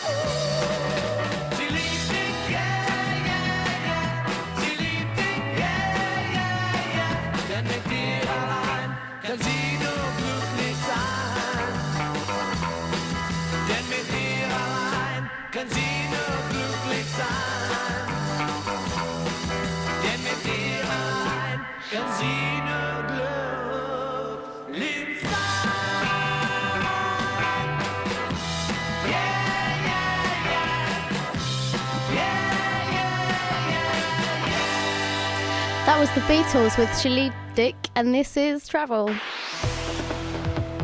Travel news for beds, cards, and bugs. BBC Three Counties Radio. The M25 anti-clockwise is busy between junction 20 for the A41 at Kings Langley and 19 for Watford. Also, it's heavy on the A1M southbound around junction 7 for Stevenage, and the M1 towards London's very slow from junction 9 for Redbourne to 7 for Hemel Hempstead. In Dunstable on the A5, it's slow southbound from the A505 towards Houghton Road, and on the A1 southbound approaching the Black Cat roundabout there are delays from the St Neots junction. On the train departure boards there are no major delays showing up at the moment. Samantha Bruff, BBC Three Counties Radio. Thank you very much indeed. Ah, dear.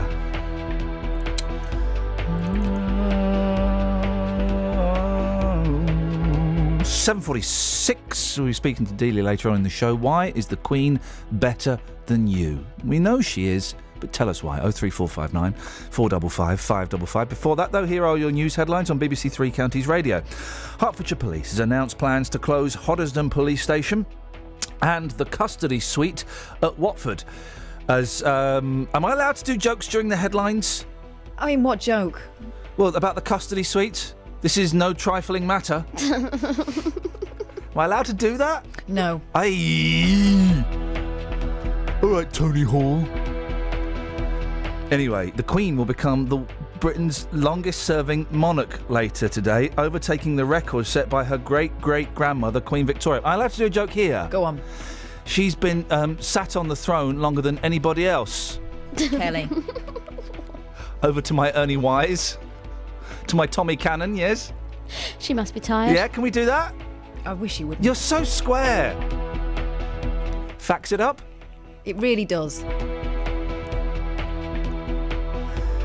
And there's something else about DVDs. I'm not buying that story. Let's get the weather!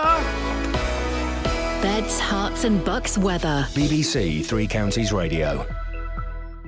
Around this morning, and some spots of rain in there as well. There's a heavier burst at the moment just floating across Aylesbury, but it's not going to last today. We have got a strengthening southeasterly breeze. It's bringing in some drier, warmer air from the continent. It's going to break the cloud up more significantly. We should get some nice spells of sunshine later. The temperature therefore will reflect it. We're looking at a maximum of 20 Celsius, if you can believe it, later on this afternoon. Overnight tonight, we hang on to the clear sky, so temperatures dropping down to 10. It will feel fairly chilly in rural spots. Elsewhere, they're staying well into double figures. For tomorrow, it's more of the same. We've still got a bit of a breeze, but it's a southeasterly. It's a warm one. It'll break the cloud up if we get any. We should see lots of sunshine. Temperatures up to 21 Celsius, and that's your forecast. Thank you very much. Cheers, my dears. We've had a brilliant summer of cricket. That's Edson Court, it's all over. But once again, we're also celebrating our unsung sporting heroes. He has such passion for sport. I'm extremely proud of what we've achieved here. Who will you nominate? We're looking for someone who inspires people to get involved in sport across Beds, Hearts and Bucks. He's funny, he's never strict with you, so you don't feel pressured. To make your nominations, go to bbc.co.uk/unsung-hero and download an entry form. The closing date is Thursday, 22nd of October, with our 2015 Unsung Hero announced at the BBC Sports Personality of the Year in December. She cares about everyone else more than she does about herself. Get inspired, get nominating. Yeah. Sports. Hertfordshire County Council says its new safeguarding child protection teams will provide the highest level of support in the country. For the first time, the teams will include social workers and also mental health, substances misuse and domestic abuse specialists to help hundreds of children. It hopes that other councils will follow suit in future. Well, Liz Wood is the Safeguarding Service Manager for East Herts and joins me now. Morning, Liz. How do these teams work? Hi. The teams work in that we have now multidisciplinary teams. So within our social work teams that are providing services to families, we have additional adult workers, for example, a substance misuse specialist, a domestic violence specialist, and a mental health specialist. And that enables us to actually put a program of work and intervention into a family that is much more tailored to their needs and enables us to have better communication and up-to-date information on the situation. So why did your old system need to change? What was wrong with that? Right.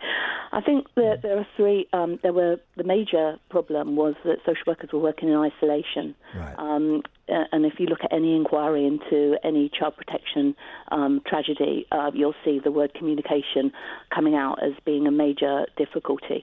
Whereas now we're actually working together, we're co-located, we're talking on a daily basis. Our adult partner colleagues are with us during the supervision that sort of makes decisions about the risks and the case planning for the children and for the family. So again, it offers a much more holistic and rounded approach to what's actually going on and what the risks are. And you'd like other councils to follow this pattern, would you? Well, certainly it's working for us in Hertfordshire, and the feedback that we're having from both our workers and our families is that it is much more, they're feeling safer, they're feeling much more empowered, and generally it's a much better service that we're giving. All right, Liz, best of luck with it. I hope it all works out. Liz Wood, Safeguarding Manager for East Herts. This is Iain Lee on BBC Three Counties Radio.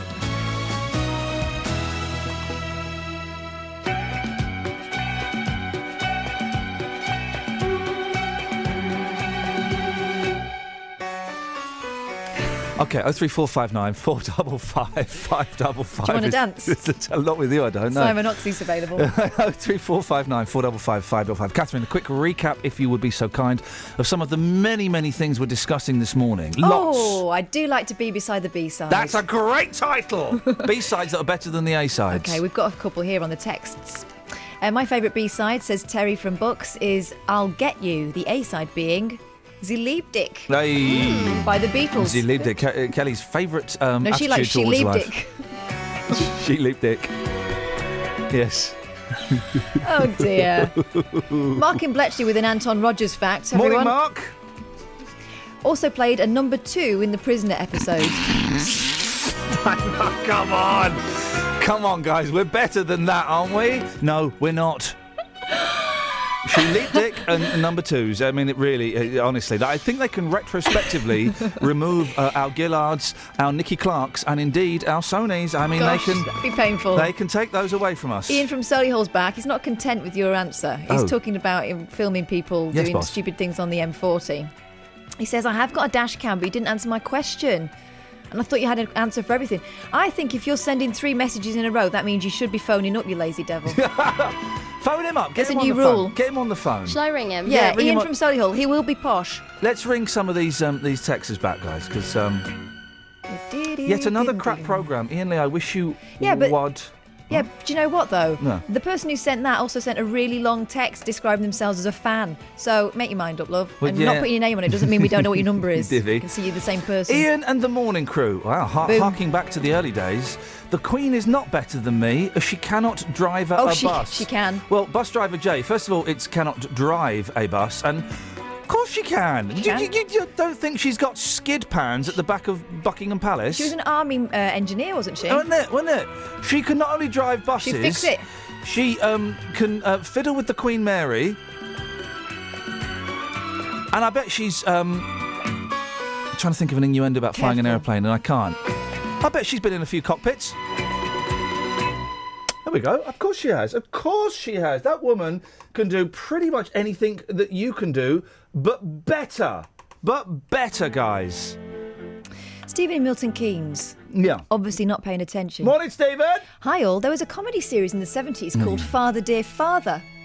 The cast included Patrick Cargill and Natasha Pine. They followed it with an Australian version where the dad moved to Australia without his daughters. They called it Father Dear Father in Australia to distinguish it from the British series. Who's texted that in? Stephen in Milton Keynes.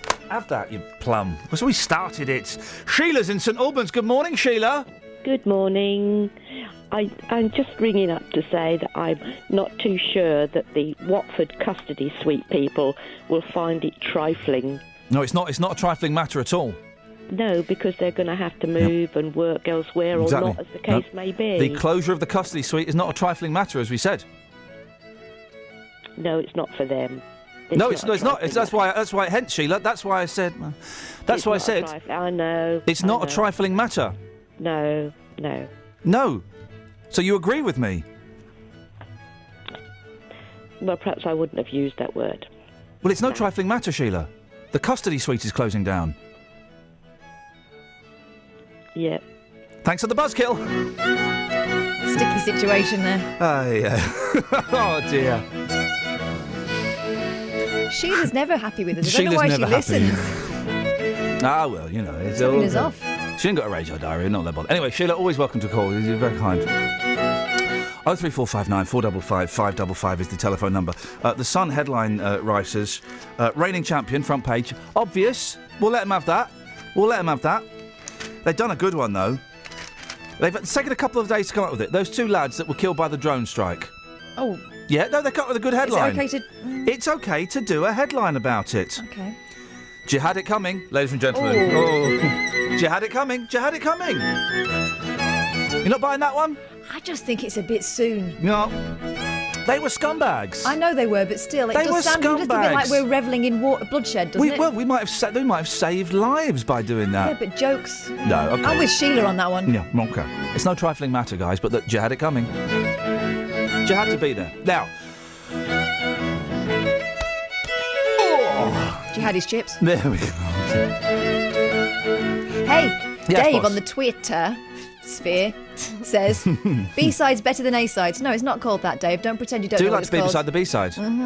Pulp, something changed. The single had Mile End as the B-side. I don't know that. Well, something changed is good, but I'm not quite sure about Mile End, so I don't know what your point is, Dave. What's your point? Russ says, the Queen is better than me because she didn't waste her childhood running her finger over wet plates to see if they squeak. Wow. You know what that's from, don't you? That's the power of advertising. Was it Fairy Liquid? Nanette Newman. Nanette Newman. I met her on a train once. What a beautiful, beautiful experience that was.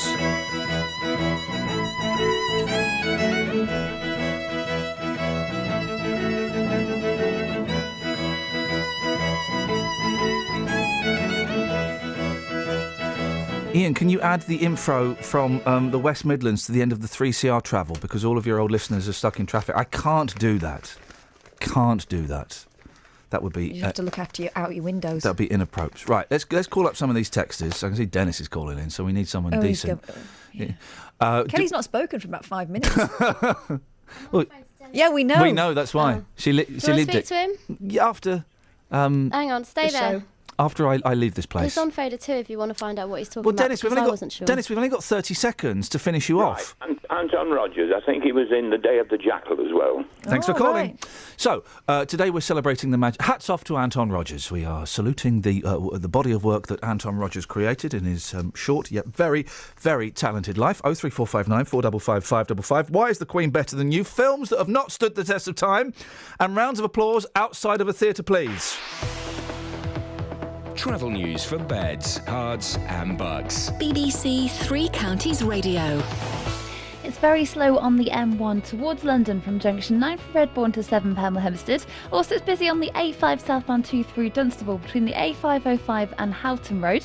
The M25 is looking busy anti-clockwise from junction 17 from Maple Cross to 15 for the M4. And there are queues on the M40 out of town from the Denham roundabout approaching the M25. On the train, Southern have delays between Watford Junction and Clapham Junction because there was someone on the tracks earlier. They've been moved on, but it's causing knock-on delays. And also on the train departure boards, the 807 service from Luton to Bedford's been cancelled. Samantha Brough, BBC Three Counties Radio. Sammy, thank you. I have been hauled up by the team here. Listen, if I get something wrong, I don't mind admitting that I got something wrong. And if I've crossed a line, I will apologise. And I apologise to Sheila and any of the other listeners who are upset with my flippant talking of the closure of the custody suite at Watford Police Station. I said it was no trifling matter. It's very, very important. Because obviously, hundreds and thousands are affected.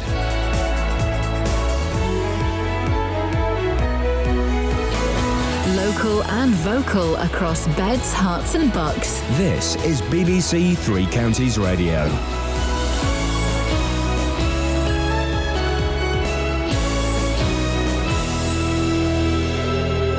It's 8 o'clock. I'm Simon Oxley. The headlines: police closures in Hertfordshire, warning over CDs found in Buckinghamshire, and plans to change rules on school admissions for summer births. BBC Three Counties Radio. Hertfordshire Police has announced plans to close Hoddesdon Police Station and the custody suite at Watford as part of plans to save money. More from Lee Agnew. Staff from Hoddesdon will be relocated to a new command centre at Cheshunt, but the force says there will not be any reduction in the number of frontline officers.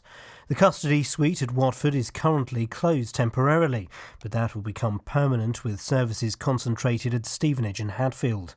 Herts Police is pointing out that the rest of the policing team at Watford will remain unchanged. Police are warning people not to view the content of CDs found in streets and gardens in Buckinghamshire. The discs have 2 Hebrew words on them which translate as Hallelujah God, but are said to contain violent images. The discs have so far been found in Chesham and Amersham. The Queen will become Britain's longest-serving monarch later today. She will overtake the record set by her great-great-grandmother, Queen Victoria, who was on the throne for 63 years and 7 months. A Buckinghamshire care home has been rated inadequate and placed in special measures following an unannounced inspection by the Care Quality Commission.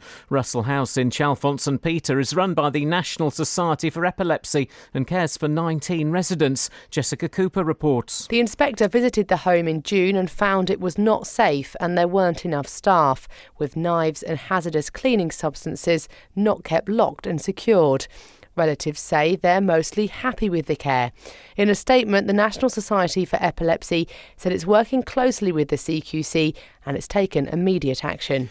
A British Airways plane bound for London has suffered an engine failure while preparing to take off from Las Vegas. The passengers and crew used emergency slides to escape as the plane was engulfed in flames and thick black smoke. At least 12 people have been hurt. The Schools Minister, Nick Gibb, has said every child born in the summer should be allowed to begin school a year late. He's written an open letter to local authorities and head teachers saying that some parents feel forced to send their children to school before they're ready. More from Chris Mason. The School Admissions Code in England requires authorities to provide a school place for all children in the September following their 4th birthday. Parents of children born in the summer who wish to defer their child's schooling by a year but still start in the reception class can only do so at the moment with the permission of the local council or the school's governing body. Nick Gibb said this system was flawed and he wanted the admissions code changed. No child should be forced to start school before they are ready, the minister said. In sport, the Conservative MP accused of implicating the Bedford athlete Paula Radcliffe in drugs doping has accused the media of taking his comments out of context. And Wayne Rooney has become England's all-time record goal scorer. His late penalty gave England a 2-0 win over Switzerland last night and was also his 50th England goal, overtaking Sir Bobby Charlton's record. The weather cloudy this morning, some sunshine this afternoon, a maximum temperature 20 degrees Celsius. And you can get the latest news and sport online at bbc.co.uk/3 counties. Thank you, Simon. Get some of my best material from Simon Oxley.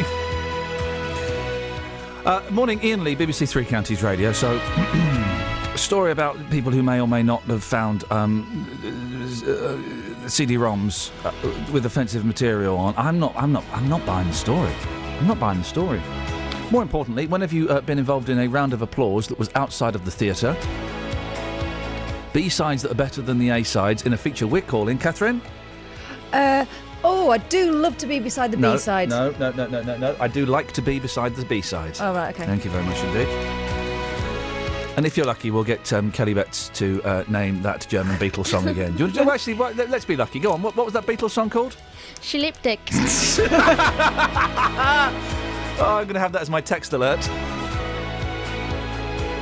I tell you what, just say it for us one more time without any... Schlipdick. Schlipdick. Could you clip it and send it to me? Thank you.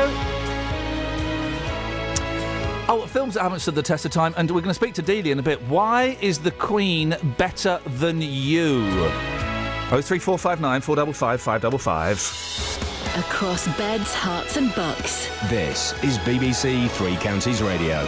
Surprise! Now, a lot of the front pages have got stories about the Queen. Front page of The Sun, reigning champion. Oh dear. Daily Mail, just another day at the firm for our record-breaking Queen. The Daily Miller, Daily Mirror, Paula Drugs cheap bombshell. Oh, that's not about the She's Queen. not the Queen. Strange one on the Express. Yes. Wham bam, thank you, ma'am. Oh, bit overfamiliar. Wham bam, thank you, ma'am. Gosh. Thanks. This is a weird headline, right? So this is the Queen. She's 63 years on the throne. Wham She must be tired. bam, thank you, ma'am. Thanks for the memories. And here's to another 63 years. Well, one of those is sarcastic. Yeah, wham bam, thank you, ma'am. 03459 455 555. We're doing a switcheroo on the stories because our expert on the disc story is not answering his phone. Yeah, because I'm not buying that disc story in the slightest. I mean, I believe in the expert, but I've got no proof that he exists. Well, oh dear. So where are we going first? We're going to go to Roy Lilly. Okay, and that's He's talking about this story. Oh, okay, I've got it. Well, yeah. but thank you, Roy, for coming on. Let's go into this then, shall we? A care home in Buckinghamshire has been placed in special measures and rated inadequate following an inspection by the Care Quality Commission, even though relatives say they're mostly happy with the care. Russell House in Chalfont-St-Peter, which is run by the National Society for Epilepsy, the NSE, cares for 19 residents with learning disabilities. An inspector arrived unannounced in June and found it was not safe and that there weren't enough staff. Knives and hazardous cleaning substances weren't kept locked and secure. Well, Roy Lilly is a former NHS Trust chairman who's called into question the credibility of CQC inspections. Morning, Roy. Morning, Iain. It's an interesting one, isn't it? Because relatives may say that they're happy with the care in a home, but I guess the CQC, they see stuff that the relatives don't necessarily see. Yes, that is right. And to call into question the CQC often sort of puts people in the light of, well, I don't care about quality or I don't care about safety. But look, the difficulty is this. The Care Quality Commission have been inspecting care homes and hospitals now for 16 years. They cost £200 million a year.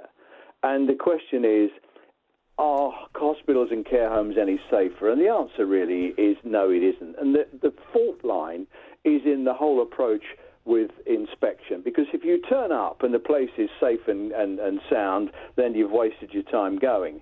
If you turn up and it's not safe, it's too late because the damage has been done. And the difficulty with care homes is very complex, because if the CQC decide that a care home is in some way, has shortcomings in some way, they can give the care home operators a chance to fix it and put it right, and they come back and re-inspect. Now, the difficulty is a lot of these inspections are carried out months ago because the CQC are woefully behind in the gap between inspecting and reporting. So people say, well, hang on a minute, you came here 3 or 4 months ago and inspected, that was then, this is now, it's all very different. So there's that part of the problem. The second part of the problem is if the CQC decide for whatever reason that the care home is not safe, then they can go to court and close the place down. Now, the relatives have no say in this. But the closing down doesn't happen very often unless it's a really bad place, does it? I mean, they've not closed this place down, for example. Right. I don't want to give the impression it's like a weekly occurrence, but it is starting. It is a phenomenon that we're seeing more of, because there's more and more pressure on care homes. There's more and more pressure on funding care homes, and we are seeing care homes. What would you see replace it then, Roy? Because as someone who's got a mum in a care home, I'm pleased that there is a body, an independent body, that goes and checks these places out. What would you rather see in place then? I think we need a sort of total quality approach. I would like to see a much better relationship between the CQC and the care homes. I mean, what happens now is the CQC turn up and say, this place is no good, we're going to close it down, cheerio.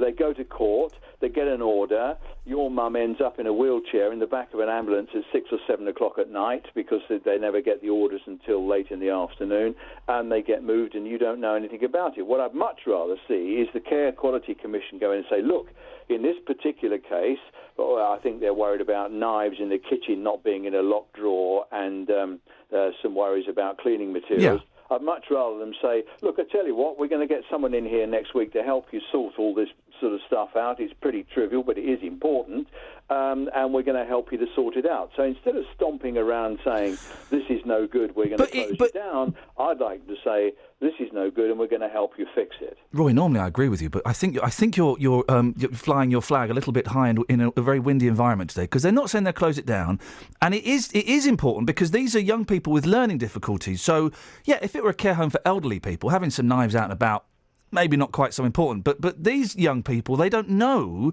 that bleach is bad. They don't know that knives are necessarily bad. So it is an important thing.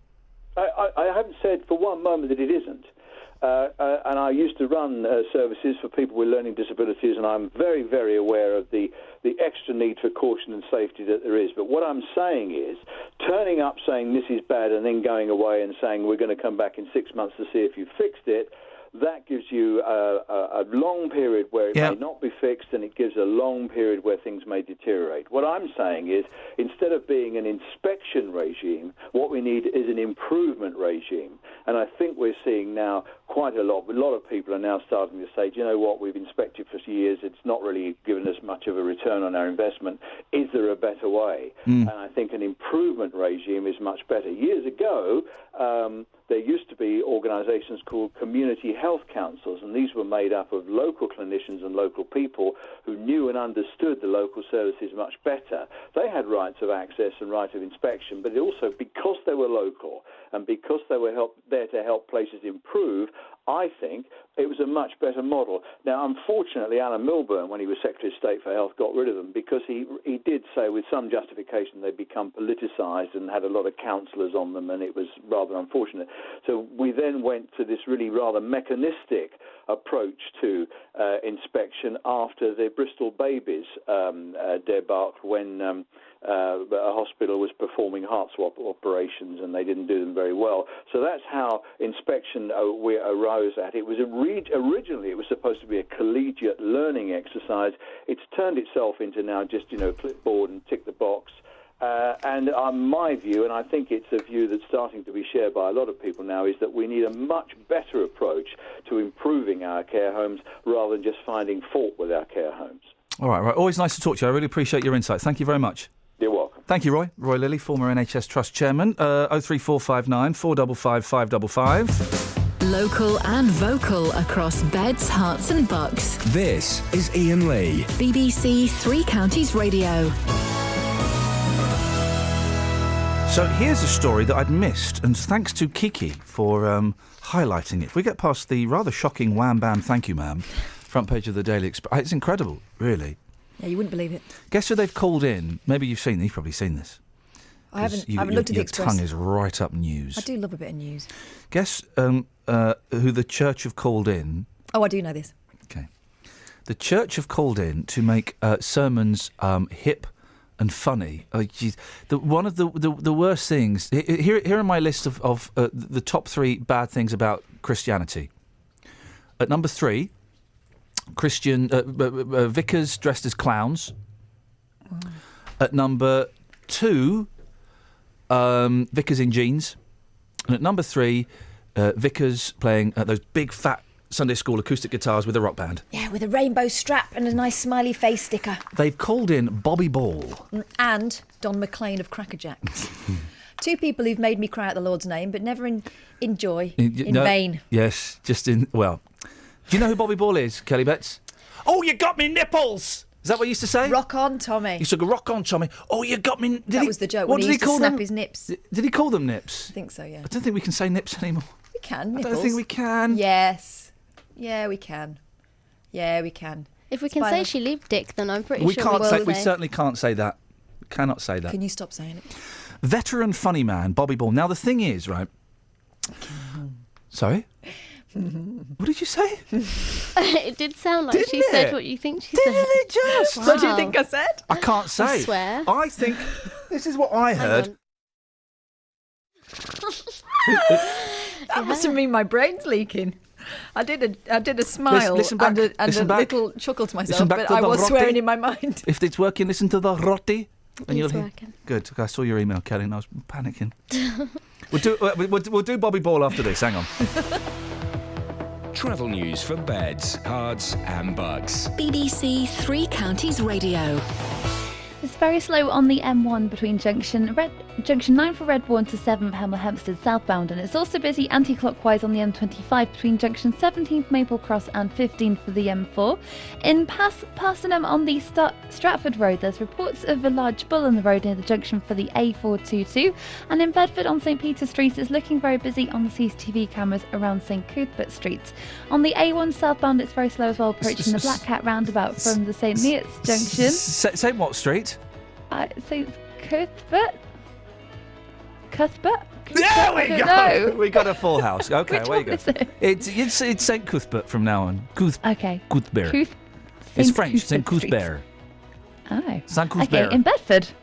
On the Great Northern trains, there are delays between Finsbury Park and Moorgate. That's because of some power problems, and it's causing delays on trains into King's Cross. And Southern trains also have delays between Watford Junction and Clapham Junction. Samantha Bruff, BBC Three Counties Radio. Thank you so much, Sammy. It really is the highlight of the morning. 8:16. It is Wednesday, the 9th of September. I'm Iain Lee. These are your headlines on BBC Three Counties Radio. Hertfordshire Police has announced plans to close Hoddesdon Police Station and the custody suite at Watford as part of plans to save money. The Queen will become Britain's longest-serving monarch later today, overtaking the record set by her great-great-grandmother, Queen Victoria. She spent longer on a throne than anybody else. She's spent longer on a throne than anybody else. She must be tired. Thank you.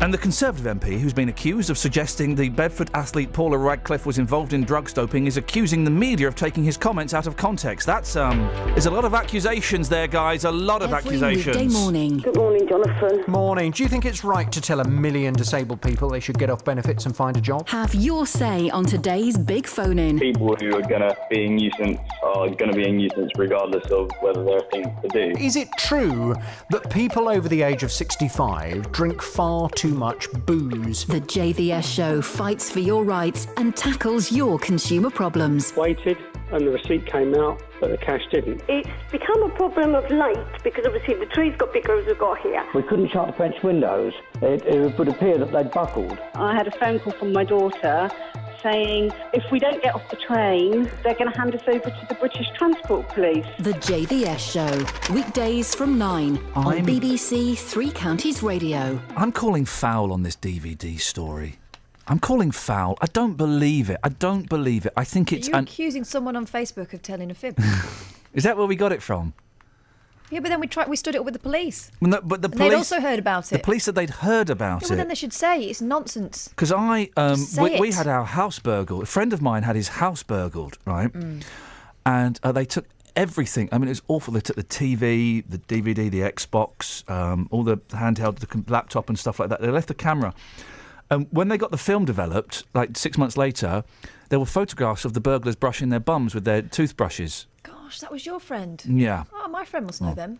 And I think this is the same friend that found one of these DVDs with all the images of murder and child abuse on it. He's had a really bad Poor run of friend, luck yeah. recently. Gosh. I don't believe Stop the looking at story. pictures if I was your friend. Just stop using Cameras, recording media. yeah. Is the thing. Tony's in Burnt Oak. Morning, Tone. Oh, hang on a minute. Oh, where's he gone? He's bottled it. Tony? Tony, what's your What, problem? Tony? Where's Tony? So anyway, Bobby Ball, right, is being called in Yep. to make... Now, the thing about Bobby Ball. Bobby Ball is Cannon and Ball were flipping brilliant. Flipping brilliant, They right? got very rich, didn't they? Now they're devout Christians. I think, didn't they sleep with each other's wives and then become Christians? Something like that. Funniest sketch on TV? Cannon and Ball, Dennis Taylor, invisible snooker table. Right. Genius. Mm. Absolute genius. Mm. You don't remember it, do you? Too young. Too young. I remember him being funny because he was small and he had a moustache. And also, there is. I'm going to send you a clip. I'm going to find it on the. What was that program hosted by Bernard Manning? Tappers and wheel shunters. Wheel tappers and shunters. Oh, yeah. The thing where it says the pies have arrived. The pies have arrived. Brilliant, right? Me and my friend. He's won a BAFTA, my friend. We watched them on there. Is it the same one with the photos? Yes. It's the one who's going to be playing Hello, Mrs. Joni in his brand new TV series. You're welcome. Well done, Kelly Betts. We watched an early appearance of Cannon and Ball on the Will Tappers and Shunters Club. It was flipping brilliant. It was brilliant. And at the end of it, Bobby Ball fell asleep. And Tommy Cannon picked him up and carried him off stage and was looking after his mate. It was beautiful. It was beautiful. They there was were a brilliant. frisson, wasn't there? There was a frisson between those guys. Who knows? Who can remember the Cannon and Ball movie? Cannonball Run. Cannon and Ball Run. No, Boys in Blue. Oh, what was that about? Veteran funny man Bobby Ball hopes to turn church services into comedy heaven after being recruited to teach clergymen a sense of humour. Oh dear. It's hoped Bobby, along with stars like impersonator Bentley Browning... Bentley Browning... Let me just Google that. will liven up sermons and help pull in bigger congregations at sparsely attended churches. Bentley. The extraordinary move will see the entertainer pass on stand-up tips at a at a trade show for Christians at Birmingham's National Exhibition. A trade show? Here we go. Bobby, 71, became a born-again Christian in 1986, followed 6 years later by Tommy Cannon. They wrote a book, Christianity for Beginners. Someone already done that, haven't they? Called The Bible. I want to show people that being a Christian is not boring. In fact, it's the opposite. Good for him. Excellent. What's the opposite of boring? This guy, he said, pointing to himself with both thumbs. Bentley Browning, 52, who impersonates David Cameron on TV, will run the sessions. I've not seen him before. Have you? Look. Well, you probably have seen him. You've probably seen David Cameron and not realised it was Bentley Browning. Oh. Also appearing will be Birmingham-born Don McLean. Not that one. Who presented... Here we go. This is what we can do as a phone-in. How do you make Christianity hip? It's not rock. Sorry? It's not Christian rock. That doesn't help. No, it's not. I got tricked into going to a Christian rock concert once. Boy, oh boy, was I angry. But I've been tricked twice by Christians. Boy, oh boy, when I found out Evanescence were Christians... Aye. I got tricked once into, do you want to come and have some cake with me and some friends? Yeah. Christian group. Yeah. Another one, I'm doing this thing. I wonder if you can help me out. I just want to, it's kind of All a right. sort of stand-up thing. It wasn't a stand-up thing. It was another prayer group. Okay, and everyone else there was already a Christian. Cards on the table, OK? I'm not a Christian at all. But this is my knee-jerk reaction, is when I hear someone is a Christian, I immediately think a little bit less of them. For a short period, and it's we've often talked about the knee-jerk reaction opposed to the intellectual reaction, and that passes. But my initial reaction is like, oh really? Oh dear. Yeah, but there are Christians and Christians, aren't there? What, like Slater? There are the tricky There ones. we go, There are the yes. tricky ones that try to evangelise you through the medium of cake. Yeah. And there are people who are just nice people, and you kind of realise through getting to know them that they have a belief, but they don't try and feed you while they're telling you stuff. They can feed me as much as they want. I'm generally hungry, so I'll happy. I mean, it you was mean good for the cake. feed the soul? No, cake. If you're inviting me over for cake, just give me some cake. It's just I don't. The thing is, Christianity is a weird one because it is. I like going to church sometimes because I like the buildings, I like the tradition, I like the ceremony. I like the ceremony, and I like the mumbling songs. I do enjoy the mumbling songs. Tell you what I really love, go to a church in Spain, they waft incense about, it smells amazing. Yeah, I love all that. But the problem with a lot of Christian 03459 455 555, we can follow this as I'm guessing our guest is not answering the telephone for the made up story. That doesn't mean he doesn't exist. The made up story about the DVDs that I'll be honest, guys, I'm not buying at all. It is an urban myth, the UM. Anyway, because when Christianity tries to become hip, it falls flat on its face. You can't try to become hip. That's the point. Is cool people don't Just know. born Don't with it. Yeah, exactly. I'm just born. Sorry? Just born with it. Cool people don't try to be cool. Just happens. Okay, so then how do you make more people love Jesus? Just be normal. Oh, what's that text from Iain? Do you want to? Is that? Let's have a look. What's he saying? Top of the text. Don't read it out. Oh, okay. Yeah. All right. Let's have a look. Let's not read this. Is that a person that is that the person that texts us in from time to time about houses and things? 03459 455 555. By the way. Yes. Okay. All right. Fine. A guest has dropped out on a story that was bullshine anyway. I'm calling bullshine. So we're just jamming. OK, well, Chris in Milton Keynes is joining in through the medium of text. Yeah. I disagree. The funniest sketch on TV was One Leg Too Few by Peter Cook and Dudley Moore. Yeah, that's good. The Smiths... I've got nothing against your one leg. The problem is, neither have you. Sam in Dunstable's getting involved in Oh, I Do Like to Be Beside the B-Side. Yes. The Smiths, William, It Was Really Nothing, although a great song, had B-sides of How Soon Is Now and Please, Please, Please Let Me Get What I Want. They're great songs. How much does it cost for Kelly's text alert, says Gary in Leighton Buzzard. You can have... you say it again? She liebt Dick. There you go. Just download that and you'll have it. I'll tell you what, I'll tweet it later on. You can have it. Will you? And Matt says, if they close the custody suite, where will they be putting the hundreds of thousands? Someone is creaming it off. Matt up north. Guys, this is not a laughing matter, OK? This is not a laughing matter, this show. Someone will get their just desserts. Dopey, it's Snow White and her 7 friends. Yeah. Grumpy, 3'6" star Warwick slams PC Madness. Do you believe this story? Because I think it might be... I believe it, mate. OK. I believe it more than I believe that nonsense about some DVDs being found in people's back gardens that are anti-Islamic. How many calls have we had on that from people saying they've got them? Thank you. Panto bosses were given short shrift yesterday for renaming a production Snow White and her 7 friends to avoid offending dwarves. Chiefs behind the production, with ex-Corrie actress Sherry Hewson and kids' TV star and smoker Justin Fletcher, said dwarves was not a word people feel comfortable with. And their censored version of Disney's classic will have kids as Snow White's 7 helpers to be even more politically correct. Can I? But then they will say, oh, we can't call her Snow White. Got to call her Snow Mixed Race. Yeah. Can I say it? Can I say it? Go on. Can I say it? Go on. Very few dwarves can act. I've said it. Warwick Davis, he's a great actor. He's a good actor. He's all right. I think he's... No, I don't think he's... He's all right. Quite often, who was the lead fella in Time Bandits? Because he was good. Oh, Shades. Killed himself. Yeah. Killed himself in the He end. was acting. He was a good actor. Mm-hmm. He was a really good actor, and I cannot remember his name. And that's a shame because he was a really good actor. He killed himself. Really sad story, actually. But a lot of dwarves, and I'm using the word because it's in the story here, they can't act. They can't act. But was it because the history of our society is that if here you we were go. born, listen, Oh, if you were born with dwarfism, here we go. people would push you towards entertainment, regardless of what your skills were. They would just see you as being a figure of fun. Learn is to that act. what it is? Learn to act. Well, people do now. It's not in their. It's not a genetic thing that they can't act. No, I know it's not. I'm not suggesting that. That's what you are suggesting. No, I am not. No, I'm just saying that people think, oh, you're small. Why don't you go and be an actor? Is not the way it should be anymore. No one said it to me. You're not small enough. No one is saying to dwarves you should be actors. In the olden days, they did. Yeah, but we're talking. What's that got to do with what we're talking about now?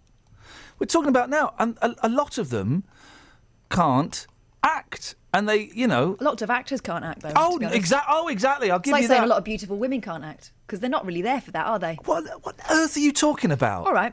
Why are you trying? This is political madness gone wrong. Really hot sort of models that end up getting acting parts. Yeah. Newsflash, it's not because of their acting talents. Right. It's because of their physicality So and what that brings to you're a saying drama. that these dwarves. They're being hired for the fact that they physically fit the profile. Okay, so these dwarves are getting it because they're tiny. Yeah. That's why they're getting the 7 dwarves. Yeah. Okay. Yeah, I go along with that. I think that's possibly part of it. But the 3.5-foot screen star Warwick Davis, what he says, I find it patronising when people are offended on our behalf. Warwick, who's been in Star Wars and Harry Potter, added, as a short actor, I want the choice about whether I appear in panto or not. I don't want someone deciding it for me. It loses something without the dwarves. Warwick suggested the row might be a smokescreen to cut costs. Well, it might be, Yeah. I mean... Warwick has an agency, doesn't he? Yes, he does. You see what I'm saying? Yes, he does. Let's get some travel. Travel news for beds, cards and bugs. BBC Three Counties Radio.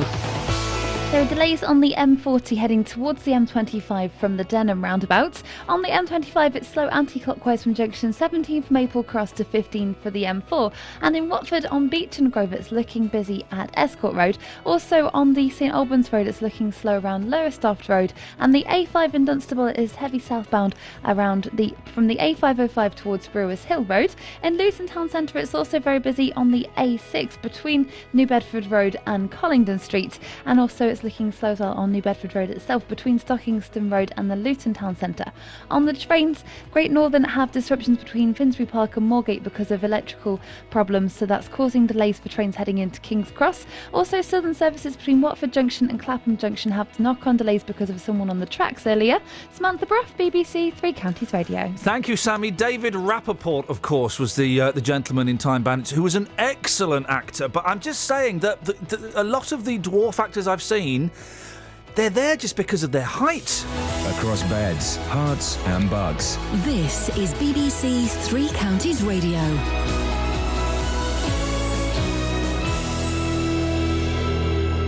It's 8:30, I'm Simon Oxley. Hertfordshire Police has announced plans to close Hoddesdon Police Station and the custody suite at Watford as part of plans to save money.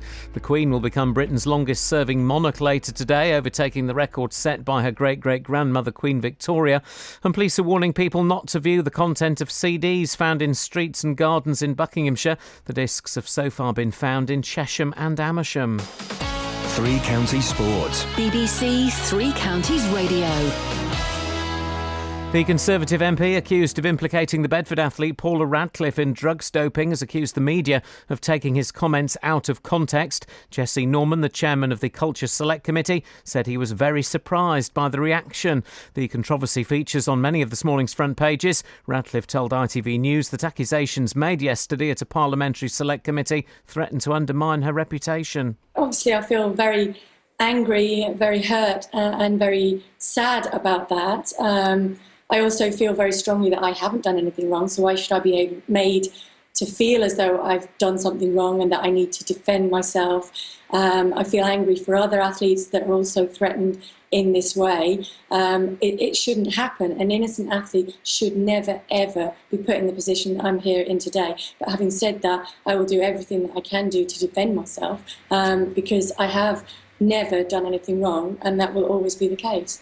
Wayne Rooney has become England's all-time record goal scorer. His late penalty gave England a 2-0 win over Switzerland last night and was also his 50th England goal, overtaking Sir Bobby Charlton's record. Here's manager Roy Hodgson. I think I've seen us play better. I wasn't at all satisfied with the first half, a bit more satisfied with the second half, but quite frankly all that pulls into insignificance when it comes to Wayne Rooney and 50 goals for England, 107 appearances. That's the story of the night. But I am still happy too that even without playing anywhere near our best and not getting even close to what I think we're capable of getting close to, we still win the game against a good team.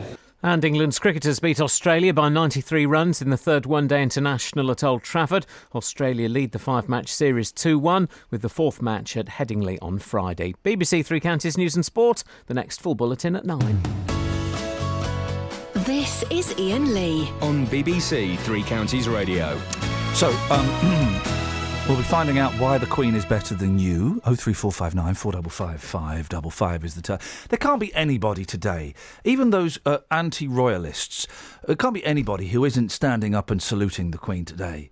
63 years she's been at it. 63 years her and Philip have been at it. She must be tired. Thank you very much indeed. Tell you why she's better than me. Yeah. 2 words. Yep. Selective breeding. Isn't it, though? Isn't I it? mean, none of that happened by accident. No, exactly. Unlike me. She's like best in breed at Crufts. Yeah. Lovely glossy coat. Yeah, isn't it? So there can't be anybody who's down on the Queen today. Anybody going down on the... No, there can't be. There can't be, because it's a day of celebration, isn't it? It's a day of celebration, just. Absolutely, boss. Absolutely. You've just hit the nail right on the head there. I think the front page of the Express is attempting to be fawning and is actually almost blasphemous. Wham, bam, thank you, ma'am. It seems a little bit... Inappropriate. Yeah. A little bit inappropriate. The Queen, she manages to make it to 5 o'clock today and avoids all of the traps that Prince Philip has set in Buckingham Palace. It'll be Charles, won't it? Well, could be, yeah. Then she will be the longest-serving monarch of all time. No one will have spent longer on the throne than her. Kelly. She must be tired. Thank you. She lived it. What? So we're asking this morning, why is the Queen better than you? Stay there, Justin. I'll bring Michael into the conversation. Michael! Hello, Ian. Why is the Queen better than you? Well, it's really impressive how long she's held her job for, really. The longest I've been in a job is 8 years. So, yeah, it's quite a feat. I mean, she's managed to avoid redundancy and getting the sack. How come you... What got you the boot after 8 years? Stealing? No, unfortunately. It was... I was getting quite bored of the job, so... Gosh, if we left jobs every time we got bored, then you'd be listening to David Prever now. I mean, really. You can get quite complacent after a certain amount of time as well. And that's the thing. Now we've got it. She's not complacent. Every day, you get the impression from Her Majesty that she is grateful for this wonderful job that she's been given. And she's very professional about it. Isn't she just? And then we go, well, what's she done for the country? Do you know what she's doing today? She's opening a train station in Scotland. Flippin' heck. I mean, seriously, how dull is that? And she's opening a train station in Scotland. She spends a lot of time on the road, doesn't she? Doesn't she just? Yes. Michael? She's done a good job of keeping the family business going as well, hasn't she? And that has to be applauded. How many family businesses are closing these days? Exactly. Michael, thank you very much indeed. 03459 455 555. And he's right there, Justin. She's kept the family business going, and she's been at it for 63 years, non-stop. She must be tired. No, Kelly. Not then. And you know, ultimately, she is the Queen. That is why she is better than me. That is why she is better than everybody else on the streets this morning. That is fact, not fiction. Sometimes, Justin, we give you projects to do out on the street that are going to be a little bit dangerous. You're never quite sure which way it's going to go.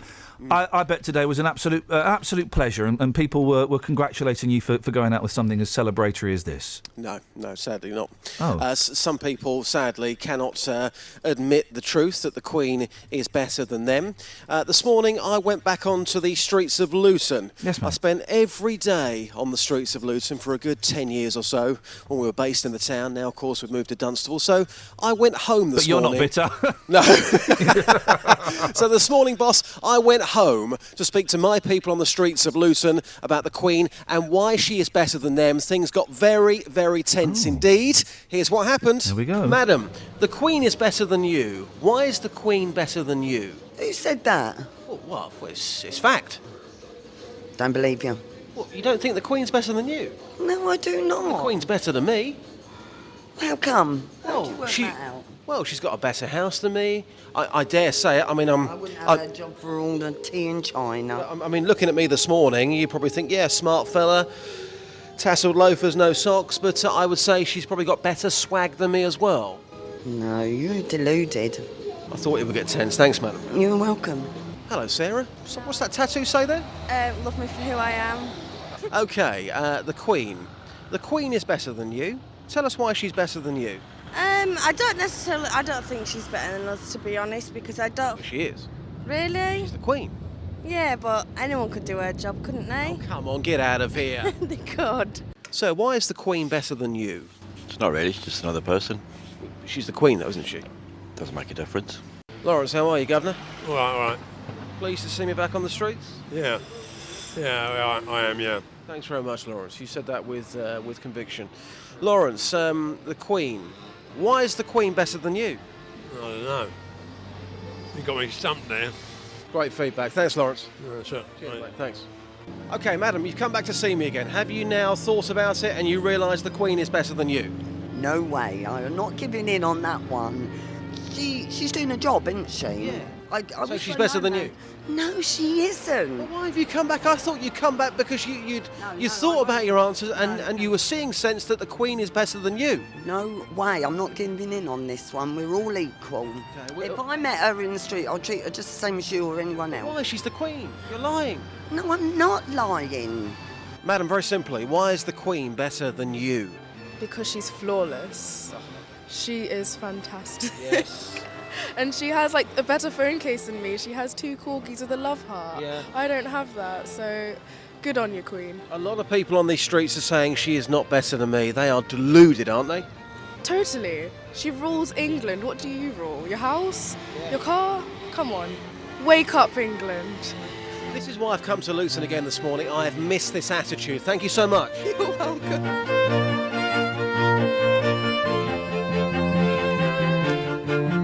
She was good. She was good at the end, wasn't she, just? Ah, she was Spoke perfect. sense. Spoke Absolutely. Queen rules. Fact. Yeah, yeah. Definitely. And she's wrong as well, though. You don't rule your house. That's your mum that does that, Justin. We all know that.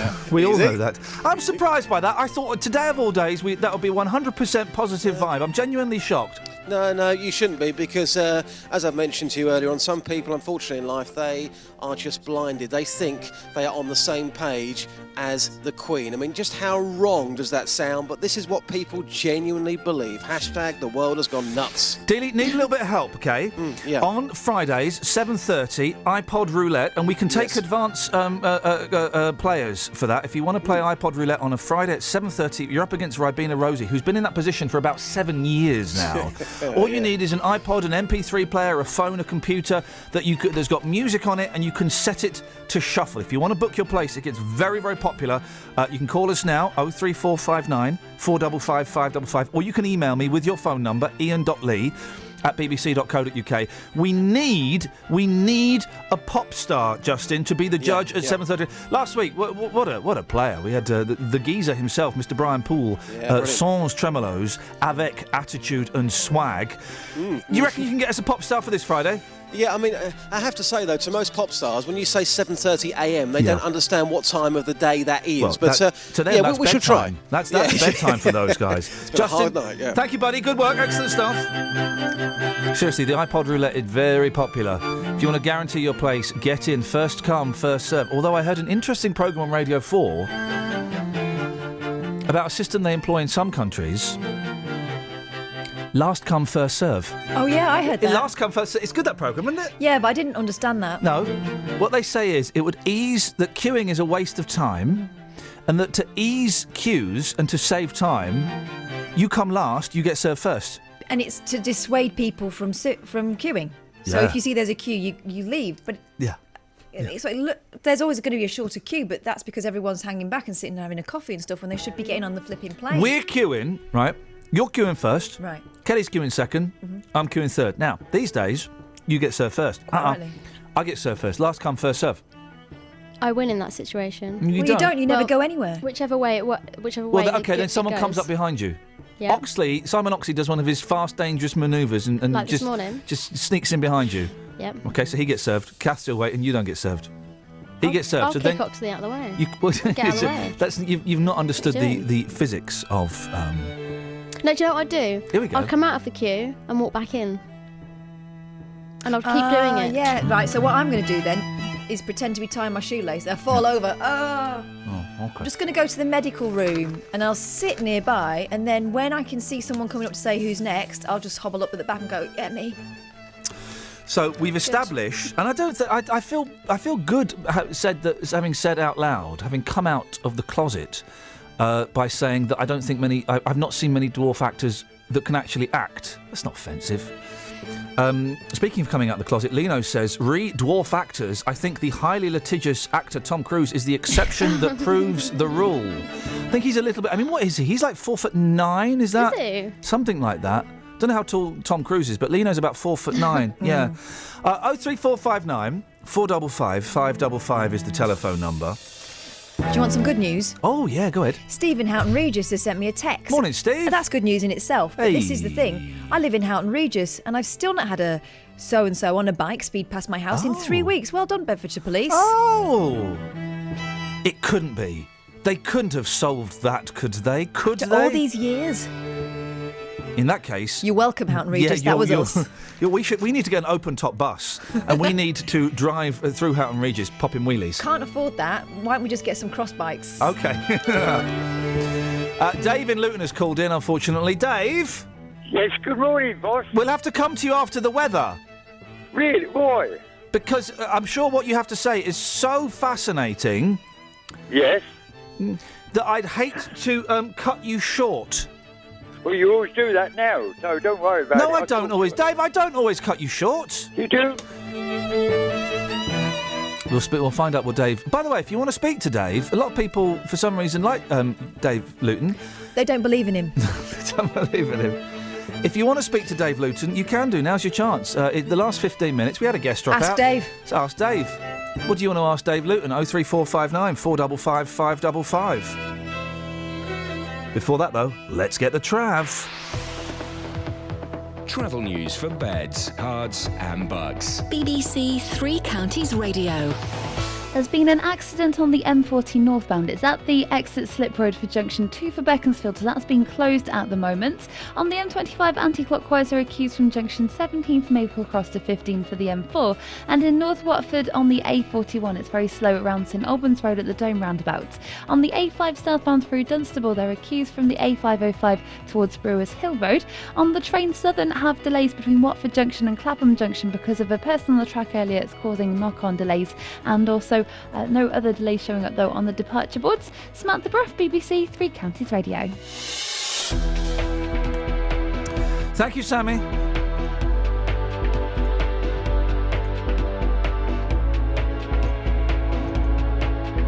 .45, Wednesday the 9th of September. I'm Iain Lee. These are your headlines on BBC Three Counties Radio. The Conservative MP who's been accused of suggesting the Bedford athlete Paula Radcliffe was involved in drugs doping is accusing the media of taking his comments out of context. Hertfordshire Police has announced plans to close Hoddesdon Police Station and the custody suite at Watford. It's no trifling matter, as this will affect hundreds of thousands. And that's just putting it mildly. And the Queen will become Britain's longest-serving monarch later today. Oh, she must be Not tired. now, I'm doing the news. It's not the time for flippant... Oh. Sorry, Your Majesty. Here's the weather. Beds, Hearts and Bucks weather. BBC Three Counties Radio. There is a lot of cloud around at the moment, but hopefully this should start to break up. We have a strengthening southeasterly breeze. The air's kind of going to be coming from the continent, so it's a bit drier and it's going to help to break this cloud up. So hopefully this afternoon we should get some decent spells of sunshine. The temperature will reflect this, 20 Celsius the maximum later on today. Overnight it stays clear, just a little bit of cloud. And under the clear skies it could feel chilly, 10 Celsius the minimum. For tomorrow it's more of the same. We should get this warm breeze, still quite breezy though, but despite that any cloud we do get should break and we'll get some nice spells of sunshine. Temperatures up to 21 Celsius. Similar for Friday as well, but then it's all changing into the weekend where things turn progressively more unsettled, and that's your forecast. Thank you very much. Even if you can't get to the match, already we're hearing stories of Watford fans saying that they are going to struggle to get here. or listen to the commentary, Got quick feet, hasn't he? Quick feet and good skill and good vision. you can still keep up to date with your local team with Three Counties Sport. There is the half-time whistle. It's 0-0. Plenty to ponder. Follow us on Twitter to get all the team news. There's two changes from the team that won at Barnet on Saturday. Goals as they happen. Trying to make room for the shot. Marriott into the corner of the net. Super goal from Luton Town. And reaction at the final whistle. Momentum changes very quickly in these games, and we're disappointed for that. Twitter.com/BBC3CR and stay up to date with your local team. This is Iain Lee. On BBC Three Counties Radio.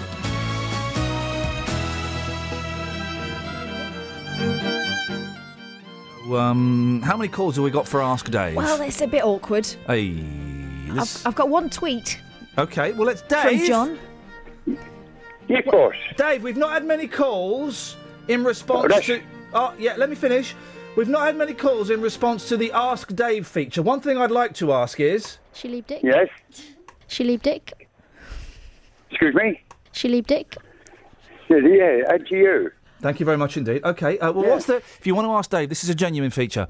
Honestly, we've got nothing for the next 12 minutes apart from talking to this old man. 03459 455 555. I've got an idea for the title of that feature. Okay, yeah. To Dave's questions. To Dave's questions, I'll have that. It's not as good as I do like to be beside the B-side, but... Thought for the Dave? Oh, I need to think of a pun on day, because that's what you're doing, isn't it? Exactly. You're both done today. Okay. The Dave to Dave? Today's... Days of the week. It's Wednesday. Excuse me, do I get a word in edgeways here? In Edgware? In edgeways. Yes. Okay, David. What would you like to say? And then we're going to just rack up the calls and we're going to just ram them down your neck hole. What have you got? Oh, sorry, I've got to go back to last Friday when you was having a go at that lady who owns the buses the coaches. That Oh, yeah. forgot The to lady pick who up left, just a reminder, she was the Yeah. lady whose company left a disabled woman with a disabled child and 2 young girls behind. Yeah? Okay. Yeah. Well, can you think of the bus driver's time, his time limit of driving, and his tacho? Beg pardon? Hello? Hello? Yes, hello. I'm talking to myself. In many ways, yes. Yeah, I know. He waited 8 minutes. He waited 8 minutes, Dave. That's disgusting, isn't it? No, it's not, because he's got his time limits of that bus. He waited 8 minutes and he didn't check that she was on. It's terrible. No, it's not. Yeah. It's not really. Dave, did you hear about the system for making sure everyone was on the bus? It Oh, was no, this. no. It went like this. Is everyone here? Excuse me, Yes. Kath. And off Excuse they me, went. Kath. Go on. Kath, is it mine? Yeah. Right. Go on. That man's got a time limit of driving that coach. No, he's not. He's got a tacho in that bus. No, he's not. If he's pulled, yes, he has. He's not got a time limit. His first duty is Yes, to make he sure has. everyone's on. Right, hang on a minute. No. Does the tacho only work when the bus is moving? Yes. Well, I've When just he's shot your sitting argument. at I've just shot your argument down in flames. Then, if the bus wasn't moving, if they're waiting. No. He's No, set no. that time. No, he's No, that no. time, that tacho. No, so no. The moment he gets in that bus. Right. and Well, if then it don't get in the stops- bus. Don't get in the bus. Wait No, outside by the door. Then the tacho's not running. Excuse me. Pardon? Can you get to know about these tacos? Well, and why don't these you, I drives love a and good these- taco. I love Mexican food. Delicious. Yeah, I know. Spicy. Yeah. Go on. No, I'm just telling you, that bus driver was in his rights. Okay. If he's telling them to be back by 5, he's Yes. got to move away by 5. Okay. Because if he's held up, Yeah. that taco's still going. The best days of our lives. That's what we'll have. Dave, can I ask a question? Yes. Right. Yes, This happened on certainly can. Friday. Why are you ringing up 5 days later? Excuse me, because I tried to ring up Friday and I tried to ring up Monday and I didn't come on. You didn't try hard enough. Our phone didn't ring. Listen, it's the best days of our lives. It's Wednesday. It's today's the Dave, and we've got loads of questions for you, Dave. You happy to take some questions from the callers? Yes, yeah, go ahead, yeah. Okay. Oh, he's put his posh voice on. Rebecca, you're through to Dave Luton. What would you like to ask her? I would like to know where the best deals in town are. Where the best, sorry? Where the best deals in town are. Where can I find the best deals, Dave? Asda's. Not Iceland's. It could be Iceland, yeah. Or Tesco's. Who's this? Hold on. It's Bex. It's Bex. Hello, Bex. Hello, Dave. Nice to talk to you, Bex. I used to work with Dave years ago, and we had this song that he used to sing. I think he should sing it for you. Don't you start, Bex. Right. What song He was has a that? great voice. You have a great voice, Dave, about the deals in Iceland. I know. Yeah. Thank you, Bex. It's great. I'm talking to... Where's he gone?